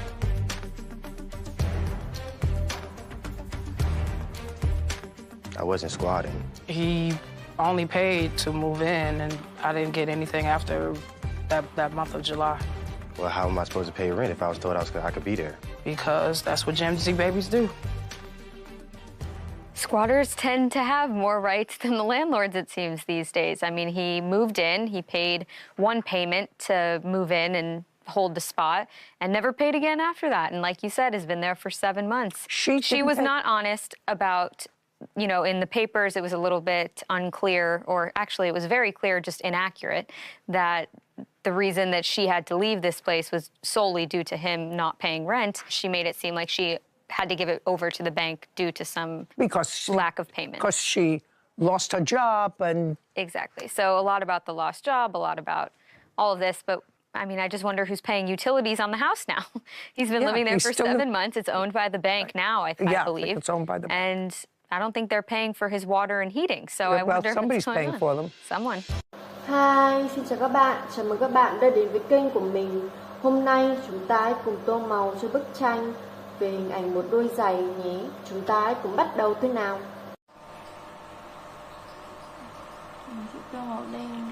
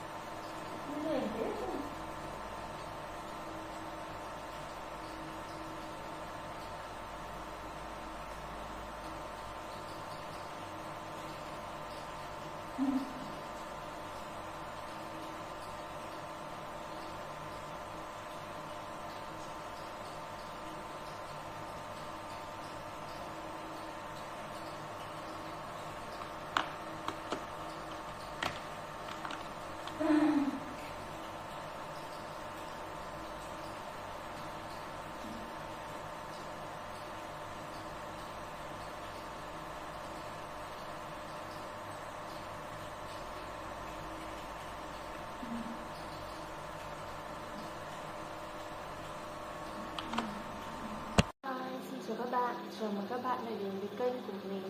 Hôm nay chúng ta hãy cùng học luyện với lớp 7 bài cấu tạo của trái đất. Cấu tạo bên trong của trái đất. Trái đất được cấu tạo bởi 3 lớp từ ngoài vào trong, bao gồm vỏ trái đất, manti và nhân trái đất.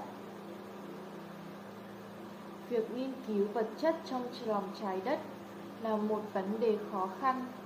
Các nhà khoa học hiện nay dùng phương pháp địa chấn để suy đoán cấu trúc cũng như thành phần và trạng thái của vật chất ở trong lòng trái đất. Đây là hình ảnh cấu tạo ở bên trong của lòng trái đất.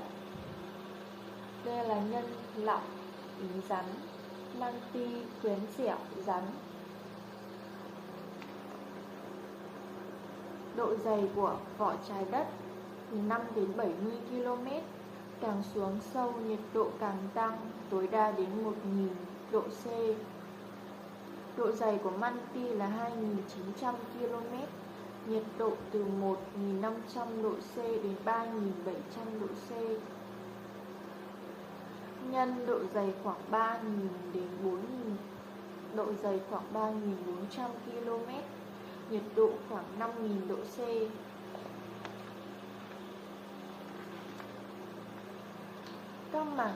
Các địa mảng vỏ trái đất được cấu tạo bởi các địa mảng nằm kề nhau do tác động của vật chất nóng chảy, magma trong lớp manti. Các mảng di chuyển với tốc độ rất chậm. Trong khi di chuyển, các địa mảng có thể xô vào nhau hoặc tách xa nhau. Ở đới tiếp giáp giữa các mảng sẽ hình thành các dãy núi, các vực sâu, kèm theo là các hiện tượng động đất và núi lửa. Khi một mảng đại dương và một mảng lục địa xô vào nhau, sẽ hình thành một dải núi lửa ở rìa mảng lục địa, tạo ra dãy núi cao ở lục địa và vực biển sâu ở đại dương. Điển hình là dãy núi Andes và vực biển Peru, Chile ở Nam Mỹ. Đây là hình ảnh các địa mảng ở lớp vỏ trái đất. Mảng Thái Bình Dương, mảng Nam Mỹ, mảng Bắc Mỹ, mảng Phi, mảng Âu Á, mảng Ấn Độ, Australia và mảng Thái Bình Dương. Màu đỏ là hai mảng xô vào nhau, màu xanh là hai mảng tách xa nhau. 1, 2, 3, 4, 5 là các địa mảng nhỏ. Hi, xin chào các bạn. Chào mừng các bạn đã đến với kênh của mình. Hôm nay chúng ta hãy cùng học lịch sử và địa lý lớp 6, bài biển và đại dương. Nước mặn chiếm 97,5% khối nước trên trái đất, gần như toàn bộ nằm trong các biển và đại dương. Nước trong các biển và đại dương có nhiệt độ và độ muối khác nhau theo vĩ độ và luân vận động. Đại dương thế giới là lớp nước liên tục bao phủ hơn 70% diện tích bề mặt trái đất, bao gồm Thái Bình Dương, Đại Tây Dương, Ấn Độ Dương và Bắc Băng Dương. Đây là biển và đại dương trên thế giới. Đây là Thái Bình Dương, Đại Tây Dương, Ấn Độ Dương. Và đây là châu Nam Cực, châu Âu, châu Mỹ, châu Á, châu Phi và châu Đại Dương. Tháng 6 năm 2011, Hiệp hội Địa lý Quốc gia Hoa Kỳ chính thức công nhận Nam Đại Dương, Nam Băng Dương là đại dương thứ 5 trên thế giới.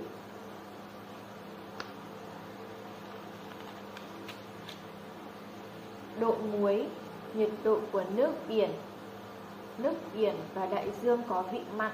Độ muối trung bình của nước đại dương là 35%, tức là trung bình trong 1 kg nước đại dương có 35 gram muối. Độ muối của nước trong các vùng biển không giống nhau, tùy thuộc vào lượng nước sông chảy vào nhiều hay ít, lượng mưa và độ bốc hơi lớn hay nhỏ. Ở vùng biển nhiệt đới, độ muối trung bình khoảng 35 đến 36%. Ở vùng biển ôn đới, độ muối trung bình khoảng 34 đến 35. Nhiệt độ trung bình bề mặt toàn bộ đại dương thế giới là khoảng 17 độ C. Nhiệt độ trung bình nước biển trên mặt ở vùng nhiệt đới dao động từ 24 đến 27 độ C. Ở vùng ôn đới dao động từ 16 đến 18 độ C. Lượng muối của đại dương thế giới nếu đem rải đều trên mặt lục địa sẽ tạo nên một lớp dày hơn 150 mét. Ở đới lạnh, độ muối của nước biển thấp do nước băng tan và bốc hơi ít. Ở vùng chí tuyến, độ muối cao do lượng bốc hơi nhiều. Sóng biển. Đứng trên bờ biển, người ta thấy sóng ở ngoài khơi xô vào bờ, tạo cảm giác là nước di chuyển theo chiều ngang, nhưng thực chất nước chỉ dao động tại chỗ. Sóng biển chủ yếu được hình thành do tác động của gió. Gió thổi càng mạnh và thời gian càng lâu thì sóng biển càng lớn.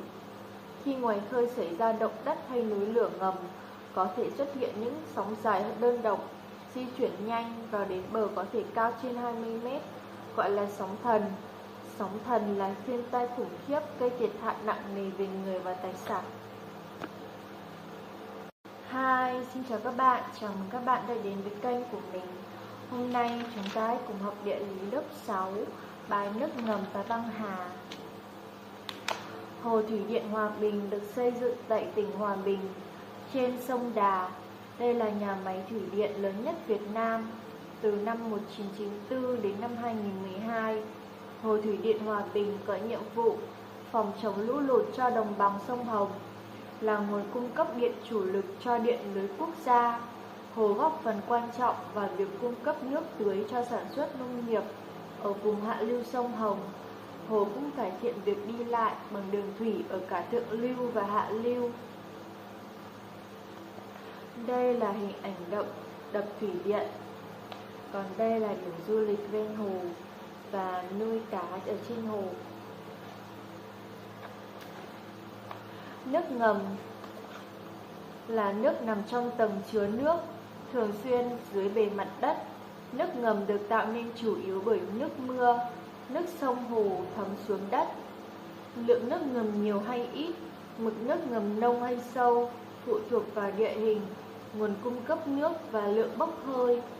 Nước ngầm là nguồn cung cấp nước sinh hoạt và nước tưới quan trọng trên thế giới. Nước ngầm góp phần ổn định dòng chảy của sông ngòi, đồng thời cố định các lớp đất đá trên, ngăn chặn sự sụt lún. Nước ngầm từ xa xưa được con người khai thác để sử dụng trong sinh hoạt dưới dạng các giếng đào. Đây là hình ảnh sơ đồ sự hình thành nước ngầm. Biển bốc hơi lên tạo ra mưa ngấm xuống đất qua từng thấm nước và tạo thành tầng nước ngầm. Còn đây là tầng không thấm nước. Băng hà. Trên trái đất, 10% diện tích lục địa được bao phủ bởi băng hà. Trong đó, 99% khối lượng băng nằm tại châu Nam Cực và đảo Greenland. 1% còn lại thuộc về các sông băng, phân bố rải rác trên núi cao của các lục địa. Băng hà góp phần điều hòa nhiệt độ trên trái đất, cung cấp nước cho các dòng sông. Băng hà chiếm gần 70% trữ lượng nước ngọt của trái đất và ít bị ô nhiễm. Nguồn nước ngọt này ngày càng trở nên quan trọng khi lượng nước sạch ở sông hồ, nước ngầm đang suy giảm cả về số lượng và chất lượng. Vào thời kỳ băng phát triển nhất, mực nước biển thấp hơn hiện nay 120 mét và gần 30% diện tích các lục địa bị các sông băng che lấp. Đây là hình ảnh sông băng trên dãy núi Alper. Hi, xin chào các bạn, chào mừng các bạn đã đến với kênh của mình. Hôm nay chúng ta hãy cùng học địa lý lớp 6, bài sông và hồ. Nước sông, hồ, nước ngầm và băng hà là nguồn nước ngọt chính trên trái đất. Sông là dòng chảy thường xuyên tương đối lớn trên bề mặt lục địa và đảo, được các nguồn nước mưa, nước ngầm, nước băng tuyết tan nuôi dưỡng. Mỗi con sông đều có một vùng đất cung cấp nước thường xuyên cho nó, gọi là lưu vực sông. Một hệ thống sông gồm sông chính, phụ lưu là sông đổ nước vào sông chính, và chi lưu là các sông thoát nước cho sông chính. Đây là hình ảnh mô hình hệ thống sông. Đây là các chi lưu. Đây là dòng chính. phụ lưu và ranh giới lưu vực sông. Sông Amazon là con sông có lưu vực rộng nhất và lưu lượng nước nhiều nhất thế giới. Vào mùa lũ, chỗ rộng nhất của sông có thể lên đến hơn 40 km. Vì thế người ta còn gọi nó là sông biển. Trong một năm, mực nước sông thường thay đổi theo mùa. Vào mùa lũ, mực nước lòng sông dâng cao. Vào mùa cạn, mực nước trong lòng sông hạ thấp. Với những sông có nguồn cung cấp nước chủ yếu từ mưa, thì mùa lũ trùng với mùa mưa, mùa cạn trùng với mùa khô. Với những sông có nguồn cung cấp nước chủ yếu là tuyết tan, thì mùa lũ trùng với mùa xuân. Còn những sông có nguồn cung cấp nước chủ yếu từ băng tan, thì mùa lũ vào đầu mùa hạ.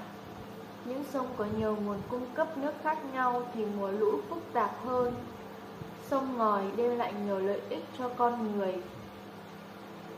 Tuy nhiên, cũng gây ra lụt lội, ảnh hưởng đến sản xuất, gây thiệt hại về người và tài sản. Hồ là vùng trũng chứa nước trên bề mặt trái đất, không trực tiếp thông với biển. Các hồ trên trái đất khác nhau về nguồn gốc hình thành, hình dạng và kích thước. Đây là hình ảnh hồ Vater ở Hoa Kỳ, là hồ hình thành từ miệng núi lửa đã tắt gần 7.000 năm trước. Còn đây là hồ Tây ở Hà Nội, là hồ Móng Ngựa, được hình thành từ một khúc uốn của sông Hồng. Sử dụng tổng hợp nước sông hồ.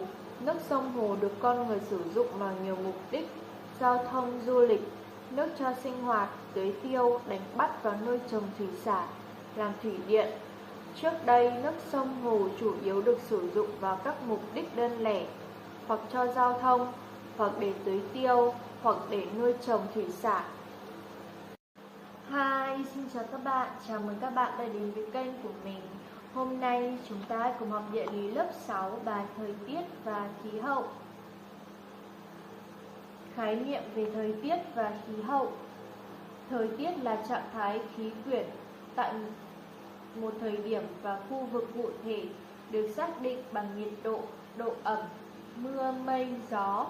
Thời tiết luôn thay đổi. Người ta quan trắc nhiệt độ, độ ẩm, khí áp, gió, mây, mưa, các hiện tượng thời tiết tại các trạm khí tượng vào cùng những thời điểm nhất định trên toàn thế giới, ít nhất 4 lần vào lúc 0, 6, 12, 18 giờ GMT. Khí hậu ở một nơi là tổng hợp các yếu tố thời tiết, nhiệt độ, độ ẩm, lượng mưa, gió của nơi đó trong một thời gian dài và đã trở thành quy luật. Các đới khí hậu trên trái đất. Trên trái đất có 5 đới khí hậu: đới nóng, nhiệt đới quanh năm nóng, nhiệt độ trung bình năm không thấp hơn 20 độ C, lượng mưa trung bình năm từ 1.000 mm đến trên 2.000 mm. Gió thổi thường xuyên là gió mậu dịch. 2 đới ôn hòa, ôn đới, có nhiệt độ không khí trung bình năm dưới 20 độ C, tháng nóng nhất không thấp hơn 10 độ C. Các mùa trong năm rất rõ rệt, lượng mưa trung bình năm dao động từ 500 mm đến 1.000 mm. Gió thổi thường xuyên là gió Tây ôn đới. 2 đới lạnh, hàn đới, là khu vực có băng tuyết hầu như quanh năm. Nhiệt độ trung bình của tất cả các tháng trong năm đều dưới 10 độ C. Lượng mưa trung bình năm dưới 500 mm. Gió thổi thường xuyên là gió đông cực. Đây là hình ảnh các đới khí hậu trên trái đất. Đây là đới lạnh, đới ôn hòa và đới nóng. Biến đổi khí hậu. Biểu hiện của biến đổi khí hậu là sự thay đổi của khí hậu trong một khoảng thời gian dài do tác động của các điều kiện tự nhiên và hoạt động của con người. Biểu hiện bởi sự nóng lên toàn cầu, mực nước biển dâng và gia tăng các hiện tượng khí tượng thủy văn cực đoan.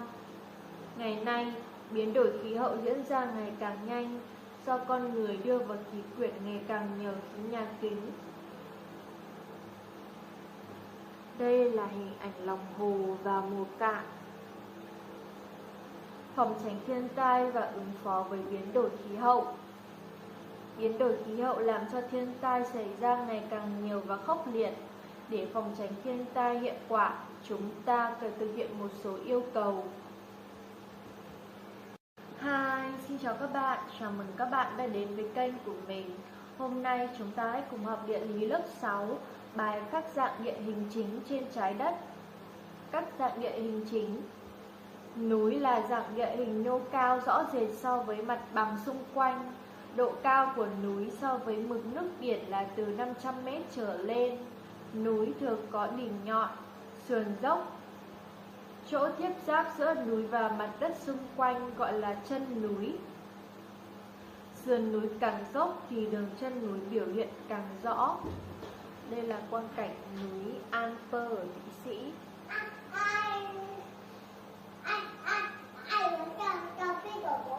Cà phê. Kéo to bóng bóng. Đồi cũng là dạng địa hình nhô cao. Độ cao của đồi so với vùng đất xung quanh thường không quá 200 m. Đồi có đỉnh tròn, sườn thoải. Himalaya là dãy núi đồ sộ với đỉnh Everest cao nhất thế giới. Liền kề với dãy núi này là cao nguyên Tây Tạng, cao nguyên cao nhất thế giới, cao trung bình trên 4 đến 500 m so với mực biển, có diện tích 2,5 triệu km vuông. Đây là quang cảnh đồi ở Việt Nam.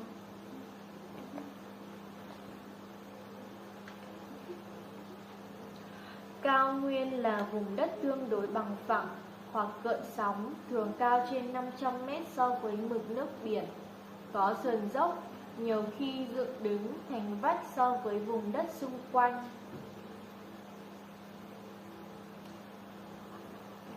Đây là hình ảnh cao nguyên Patagonia ở Mỹ.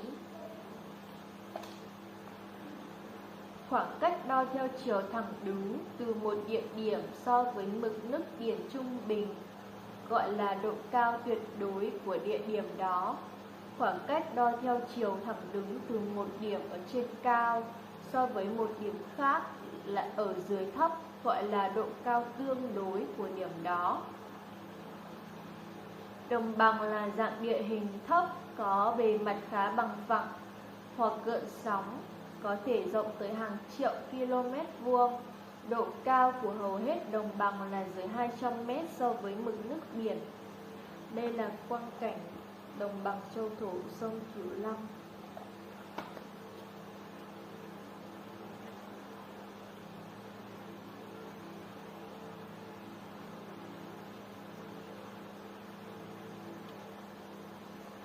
Khoáng sản. Khoáng sản là những khoáng vật và khoáng chất có ích trong tự nhiên, nằm trong vỏ trái đất mà con người có thể khai thác để sử dụng trong sản xuất và đời sống. Hi, xin chào các bạn, chào mừng các bạn đã đến với kênh của mình. Hôm nay chúng ta hãy cùng học địa lý lớp 6 bài núi lửa và động đất. Ở những nơi vỏ trái đất bị đứt gãy, các dòng magma theo các khe nứt của vỏ trái đất phun trào lên bề mặt cả trên lục địa và đại dương tạo thành núi lửa. Đây là hình ảnh cấu tạo và hoạt động của một núi lửa. Đây là miệng phun, ống phun, miệng núi lửa, còn đây là dung nham, còn đây là tro bụi. Năm 1815, núi lửa Tambora ở Indonesia phun trào. Hậu quả là có hơn 70.000 người chết. Sau khi thảm họa xảy ra, chủ yếu do nạn đói vì mất mùa, bệnh dịch và không khí bị ô nhiễm. Trước khi núi lửa phun trào, có thể mặt đất rung nhẹ, nóng hơn, có khí bốc lên ở miệng núi. Khi núi lửa có dấu hiệu phun trào, người dân quanh vùng phải sơ tán nhanh chóng khỏi khu vực đó. Núi lửa phun trào gây thiệt hại cho các vùng lân cận, tro bụi và dung nham vùi lấp các thành thị, làng mạc, ruộng nương, gây thiệt hại về người và tài sản. Tuy nhiên, các vùng đất đỏ phì nhiêu do dung nham bị phong hóa lại rất thuận lợi cho sản xuất nông nghiệp.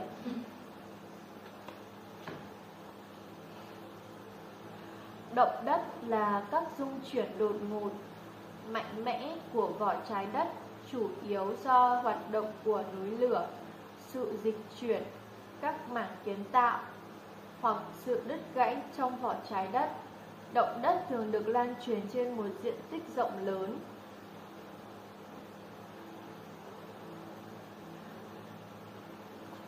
Đây là hình ảnh nhà cửa bị đổ nát sau một trận động đất ở Tứ Xuyên.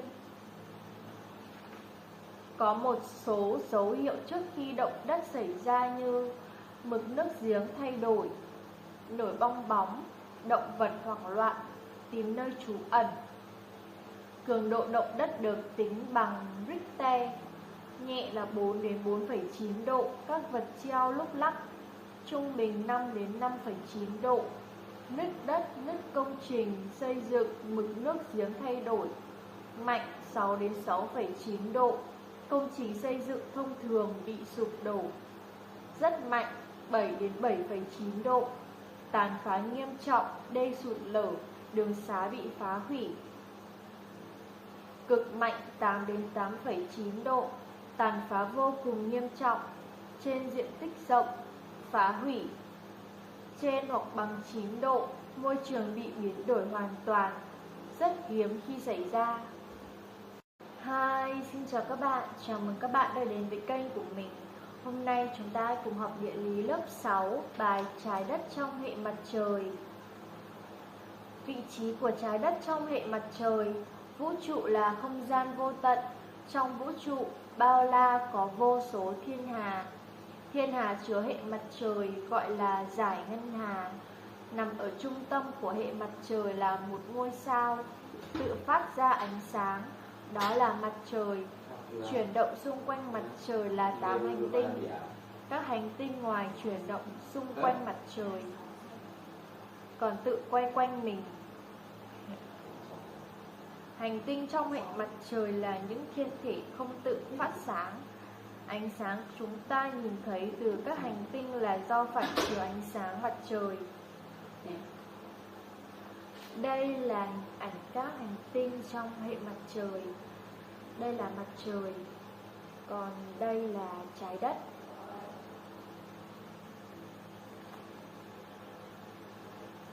Khoảng cách từ trái đất đến mặt trời là khoảng cách lý tưởng giúp cho trái đất nhận được lượng nhiệt và ánh sáng phù hợp để sự sống có thể tồn tại và phát triển. Hình dạng kích thước của trái đất. Vào thời cổ đại, hầu hết con người đều nghĩ rằng trái đất là một mặt phẳng. Tuy nhiên, thế kỷ 5 trước công nguyên, thế kỷ 4 trước công nguyên, triết gia người Hy Lạp Aristotle đã đưa ra các bằng chứng cho thấy trái đất là dạng hình cầu.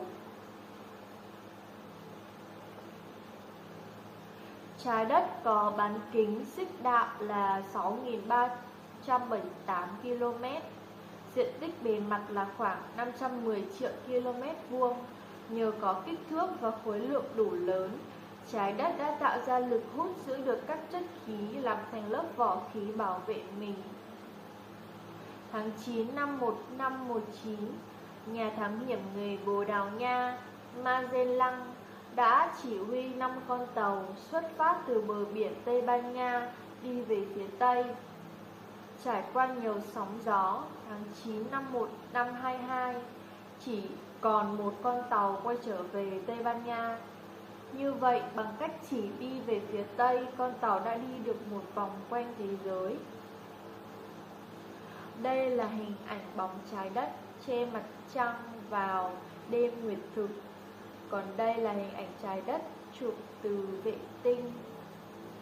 Còn đây là bán kính xích đạo của trái đất.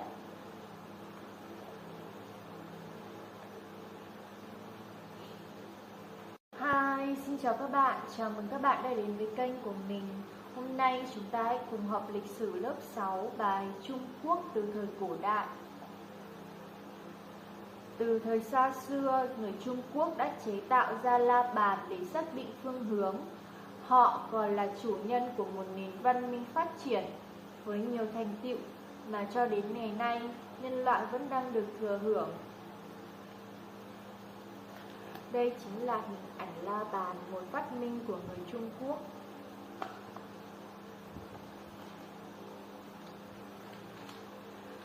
Điều kiện tự nhiên của Trung Quốc cổ đại.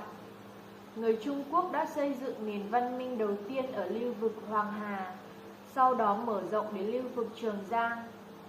Dương Tử, phù sa của hai dòng sông này đã tạo nên đồng bằng Hoa Bắc, Hoa Trung và Hoa Nam rộng lớn, phì nhiêu thuận lợi cho phát triển nông nghiệp. Tuy nhiên, lũ lụt do hai con sông cũng đã gây ra nhiều khó khăn cho đời sống của người dân. Thượng nguồn các dòng sông là vùng đất cao, có nhiều đồng cỏ nên chăn nuôi đã phát triển từ sớm. Hoàng Hà là sông dài thứ hai Trung Quốc và thứ 6 thế giới. Trường Giang là sông dài nhất Trung Quốc và thứ 3 thế giới. Đây là hình ảnh lược đồ Trung Quốc thời nhà Tần. Màu xanh lá cây là lãnh thổ Trung Quốc thời nhà Tần. Từ thế kỷ 21 đến thế kỷ 3 trước công nguyên, lịch sử Trung Quốc đã trải qua các triều đại Hạ, Thương, Chu. Cuối thời Chu, Trung Quốc bị chia thành nhiều nước nhỏ, trong đó nước Tần có tiềm lực kinh tế và quân sự mạnh nhất, lần lượt tiêu diệt các đối thủ. Năm 221 trước công nguyên, Tần Thủy Hoàng đã thống nhất lãnh thổ, tự xưng hoàng đế. Nhà Tần chia đất nước thành các quận, huyện, đặt các chức quan cai quản, lập ra triều đại phong kiến đầu tiên ở Trung Quốc. Để củng cố sự thống nhất đất nước, nhà Tần còn áp dụng chế độ đo lường tiền tệ, chữ viết và pháp luật chung trên cả nước. Nhiều giai cấp mới được hình thành, quan hệ bóc lột giữa địa chủ và tá điền dần được thành lập. Nhà Tần tồn tại 15 năm, sau đó bị suy yếu. Năm 26 trước công nguyên, Lưu Bang, một địa chủ phong kiến, đã lật đổ triều đại nhà Tần, lập ra nhà Hán. Đây là Tần Thủy Hoàng. Còn đây là sơ đồ phân hóa xã hội dưới thời nhà Tần. Quý tộc quan lại chiếm ruộng đất của địa chủ, nông dân một bộ phận giàu có. Nông dân bị mất ruộng đất phải nhận ruộng để canh tác và tá điền, nông dân lĩnh canh. Hi, xin chào các bạn, chào mừng các bạn đã đến với kênh của mình. Hôm nay chúng ta hãy cùng học lịch sử lớp 6 bài Ấn Độ cổ đại. Tắm nước sông Hằng Kumela là một trong những lễ hội tôn giáo cổ và lớn nhất thế giới. Tín đồ Ấn Độ giáo tin tưởng nước ở sông Hằng, sông mẹ, linh thiêng sẽ tẩy rửa mọi tội lỗi của họ. Đây là hình ảnh hội tắm nước sông Hằng ở Ấn Độ. Điều kiện tự nhiên. Ấn Độ là một bán đảo ở Nam Á, có 3 mặt giáp biển, nằm trên trục đường biển từ Tây sang Đông. Phía Bắc được bao bọc bởi một vòng cung khổng lồ là dãy Himalaya. Thoải dần về phía Nam là các đồng bằng sông Ấn, sông Hằng rộng lớn. Chính nơi đây đã hình thành nên những trung tâm văn minh sớm nhất của nhân loại. Khởi đầu là nền văn minh sông Ấn. Năm 2500 trước công nguyên, khởi đầu nền văn minh sông Hằng 1500 trước công nguyên. 600 trước công nguyên mở đầu vương quốc Magadha. 321 trước công nguyên thành lập vương triều Maurya. 185 trước công nguyên vương triều Maurya bị lật đổ, Ấn Độ bị chia rẽ. Đây là hình ảnh lược đồ Ấn Độ cổ đại. Miền Trung và miền Nam là cao nguyên Deccan với rừng rậm và núi đá hiểm trở. Chỉ có vùng cực Nam và dọc theo hai bờ ven biển là những đồng bằng nhỏ hẹp, là nơi sinh sống tương đối thuận lợi, dân cư đông đúc. Lưu vực sông Ấn chịu tác động của sa mạc nên rất ít mưa, khí hậu khô nóng. Ở lưu vực sông Hằng, do tác động của gió mùa nên lượng mưa nhiều, cây cối tươi tốt. Sông Ấn dài gần 3.000 km, theo tiếng Phạn là Sindhu. Về sau, người Ba Tư đọc thành Hindu. và gọi bán đảo Ấn Độ là Hindustan, nghĩa là xứ các con sông. Chế độ xã hội ở Ấn Độ cổ đại, khoảng năm 2500 trước công nguyên, người bản địa Dravida đã xây dựng những thành thị đầu tiên dọc theo hai bên bờ sông Ấn. Giữa thiên niên kỷ 2 trước công nguyên, người Arya từ vùng Trung Á tràn vào miền Bắc Ấn Độ, xua đuổi người Dravida và biến họ thành đẳng cấp thứ tư, Sudra, trong hệ thống 4 đẳng cấp. Dựa trên sự phân biệt về chủng tộc và màu da, chế độ này còn được gọi là chế độ đẳng cấp Varna. Đây là hình ảnh sơ đồ chế độ đẳng cấp Varna. Hi, xin chào các bạn, chào mừng các bạn đã đến với kênh của mình. Hôm nay chúng ta hãy cùng học lịch sử lớp 6, bài các quốc gia ở Đông Nam Á. Cái nôi của nền văn minh lúa nước. Do vị trí địa lý nằm án ngữ trên con đường hàng hải nối liền giữa Ấn Độ Dương và Thái Bình Dương, từ lâu khu vực Đông Nam Á vẫn được coi là cầu nối giữa Trung Quốc, Nhật Bản với Ấn Độ, Tây Á và Địa Trung Hải. Đông Nam Á bao gồm hai khu vực riêng biệt là Đông Nam Á lục địa và Đông Nam Á hải đảo, lại nằm trong vùng nhiệt đới gió mùa, có lượng mưa lớn nên rất thích hợp cho sự phát triển của cây lúa nước và nhiều cây trồng khác. Nơi đây được biết đến là cái nôi của nền văn minh lúa nước và là quê hương của nhiều loại cây gia vị, hương liệu nổi tiếng. Quá trình hình thành các quốc gia sơ kỳ ở Đông Nam Á. Ngay từ những thế kỷ trước công nguyên, đầu công nguyên, cư dân Đông Nam Á đã phát triển nông nghiệp trồng lúa nước và một số nghề thủ công truyền thống như đúc đồng, rèn sắt, dệt, làm gốm. Đây chính là cơ sở cho sự ra đời của những quốc gia sơ kỳ trong khu vực. Sự ra đời của các quốc gia này còn gắn liền với các hoạt động giao lưu kinh tế, văn hóa với Trung Quốc, Ấn Độ.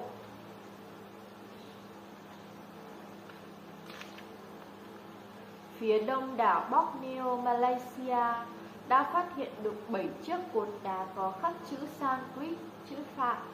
Hiện vật gốm Hán trong những bộ táng ở Borneo cho thấy mối quan hệ buôn bán với Trung Quốc từ thời nhà Hán. Ở Thái Lan, tại di chỉ khảo cổ Công Túc thế kỷ 3 đến 4, đã phát hiện được một số mảnh gốm, một số pho tượng Phật nhỏ bằng đồng, một đền đồng kiểu La Mã. Khoảng thế kỷ 7 trước công nguyên đến thế kỷ 7, khu vực Đông Nam Á lần lượt xuất hiện một số quốc gia sơ kỳ như Văn Lang, Âu Lạc, Champa, Phù Nam. Thuộc Việt Nam, các quốc gia ở hạ lưu sông Chao Phraya thuộc Thái Lan và các đảo thuộc Indonesia ngày nay. Đây là hình ảnh lược đồ một số quốc gia sơ kỳ và phong kiến ở Đông Nam Á. Do vị trí thuận lợi, buôn bán bằng đường biển ở một số quốc gia ngày càng phát đạt, một số thành thị, đồng thời là những hải cảng sầm uất, đã xuất hiện những ốc eo Việt Nam, Takola, bán đảo Mã Lai nay thuộc Thái Lan. Đây là hình ảnh đồng tiền La Mã được phát hiện tại di chỉ ốc eo. Còn đây là nhẫn vàng khắc chữ Phạn của Ấn Độ. Hi, xin chào các bạn, chào mừng các bạn đã đến với kênh của mình. Hôm nay chúng ta hãy cùng học lịch sử lớp 6, bài Nhà nước Văn Lang Âu Lạc. Nhà nước đầu tiên của người Việt cổ. Dù ai đi ngược về xuôi nhớ ngày giỗ tổ mùng 10 tháng 3, từ lâu đời tín ngưỡng thờ cúng Hùng Vương đã ăn sâu vào tâm thức, tình cảm của những người dân Việt và trở thành truyền thống đặc biệt của dân tộc ta. Hình ảnh dưới đây đã phản ánh phần nào không khí của ngày giỗ tổ. Đây là hình ảnh lễ hội đền Hùng ở Phú Thọ. Vào khoảng thế kỷ thứ 7 trước công nguyên, nhờ sự phát triển của công cụ bằng đồng và sắt, đời sống sản xuất của người Việt cổ đã có sự chuyển biến rõ rệt. Nhu cầu chung sống, cùng làm thủy lợi và chống ngoại xâm đã thúc đẩy sự ra đời của nhà nước đầu tiên ở Việt Nam, nhà nước Văn Lang. Địa bàn chủ yếu của nước Văn Lang gắn liền với lưu vực các dòng sông lớn ở Bắc Bộ và Bắc Trung Bộ ngày nay. Nước Văn Lang chia làm 15 bộ, đứng đầu liên minh 15 bộ là Hùng Vương. Tương truyền trải qua 18 đời, cha truyền con nối. Đây là hình ảnh sơ đồ tổ chức nhà nước Văn Lang. Đứng đầu là Trung ương là Hùng Vương Lạc Hầu, hai bộ, bộ Lạc Tướng, dưới là Triềm Trạ. Tuy còn sơ khai, chưa có pháp luật thành văn và chữ viết, nhưng sự ra đời của nhà nước Văn Lang đã mở ra thời kỳ dựng nước đầu tiên trong lịch sử dân tộc. Sự ra đời nước Âu Lạc. Cuối thế kỷ 3 trước công nguyên, nhà Tần đem quân đánh xuống phía Nam. Người Lạc Việt và người Âu Việt đã đoàn kết với nhau cùng chống xâm lược. Họ đã cử ra người Tuấn Kiệt là Thục Phán lãnh đạo cuộc kháng chiến. Thục Phán lên làm vua, xưng là An Dương Vương, lập ra nước Âu Lạc khoảng năm 208 trước công nguyên. Tổ chức nhà nước Âu Lạc không có nhiều thay đổi so với nhà nước Văn Lang, nhưng vua có quyền thế cao hơn trong việc trị nước. Lãnh thổ đất nước được mở rộng hơn, có quân đội mạnh, vũ khí tốt, đặc biệt có thành Cổ Loa kiên cố vững chắc. Kinh đô của Âu Lạc đã chuyển từ miền Trung Du, Phong Châu xuống vùng đồng bằng ở Cổ Loa, Đông Anh, Hà Nội ngày nay.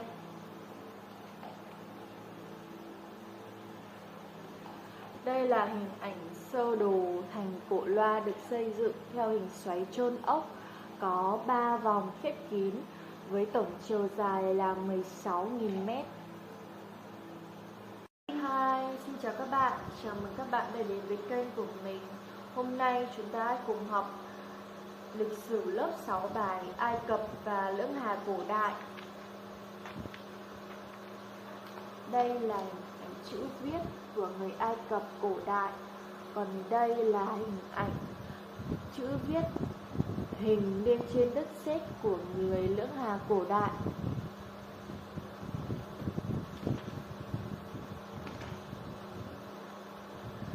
Sông Nin dài khoảng 6.400 km, đoạn chảy qua Ai Cập dài 700 km, là con đường giao thông huyết mạch của đất nước.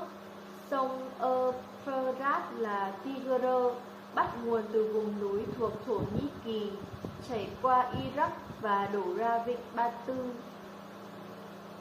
Ai Cập nằm ở vùng đông bắc của châu Phi, nơi có dòng sông Nin chảy qua.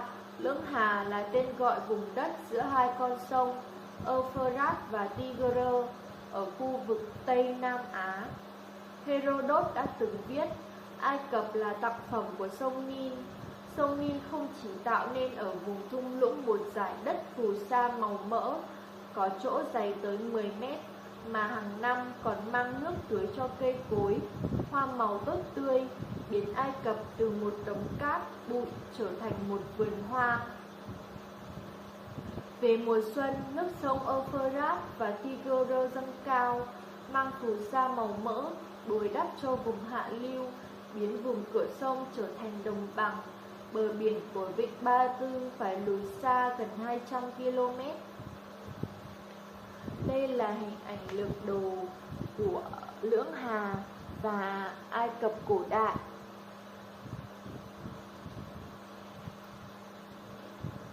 Khoảng 6.000 năm trước, Ai Cập và Lưỡng Hà đã biết làm nông nghiệp.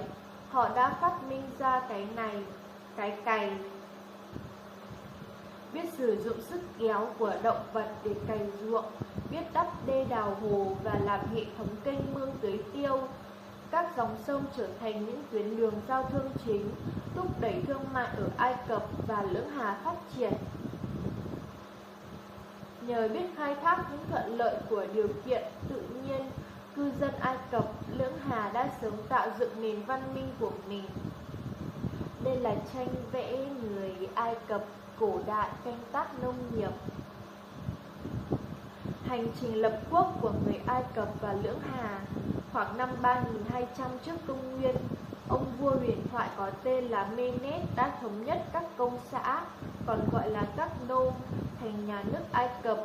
Từ đó, Ai Cập đã trải qua các giai đoạn: Tảo kỳ vương quốc, Cổ vương quốc, Trung vương quốc, Tân vương quốc và Hậu kỳ vương quốc. Đến giữa thế kỷ 1 trước công nguyên thì bị La Mã xâm lược và thống trị.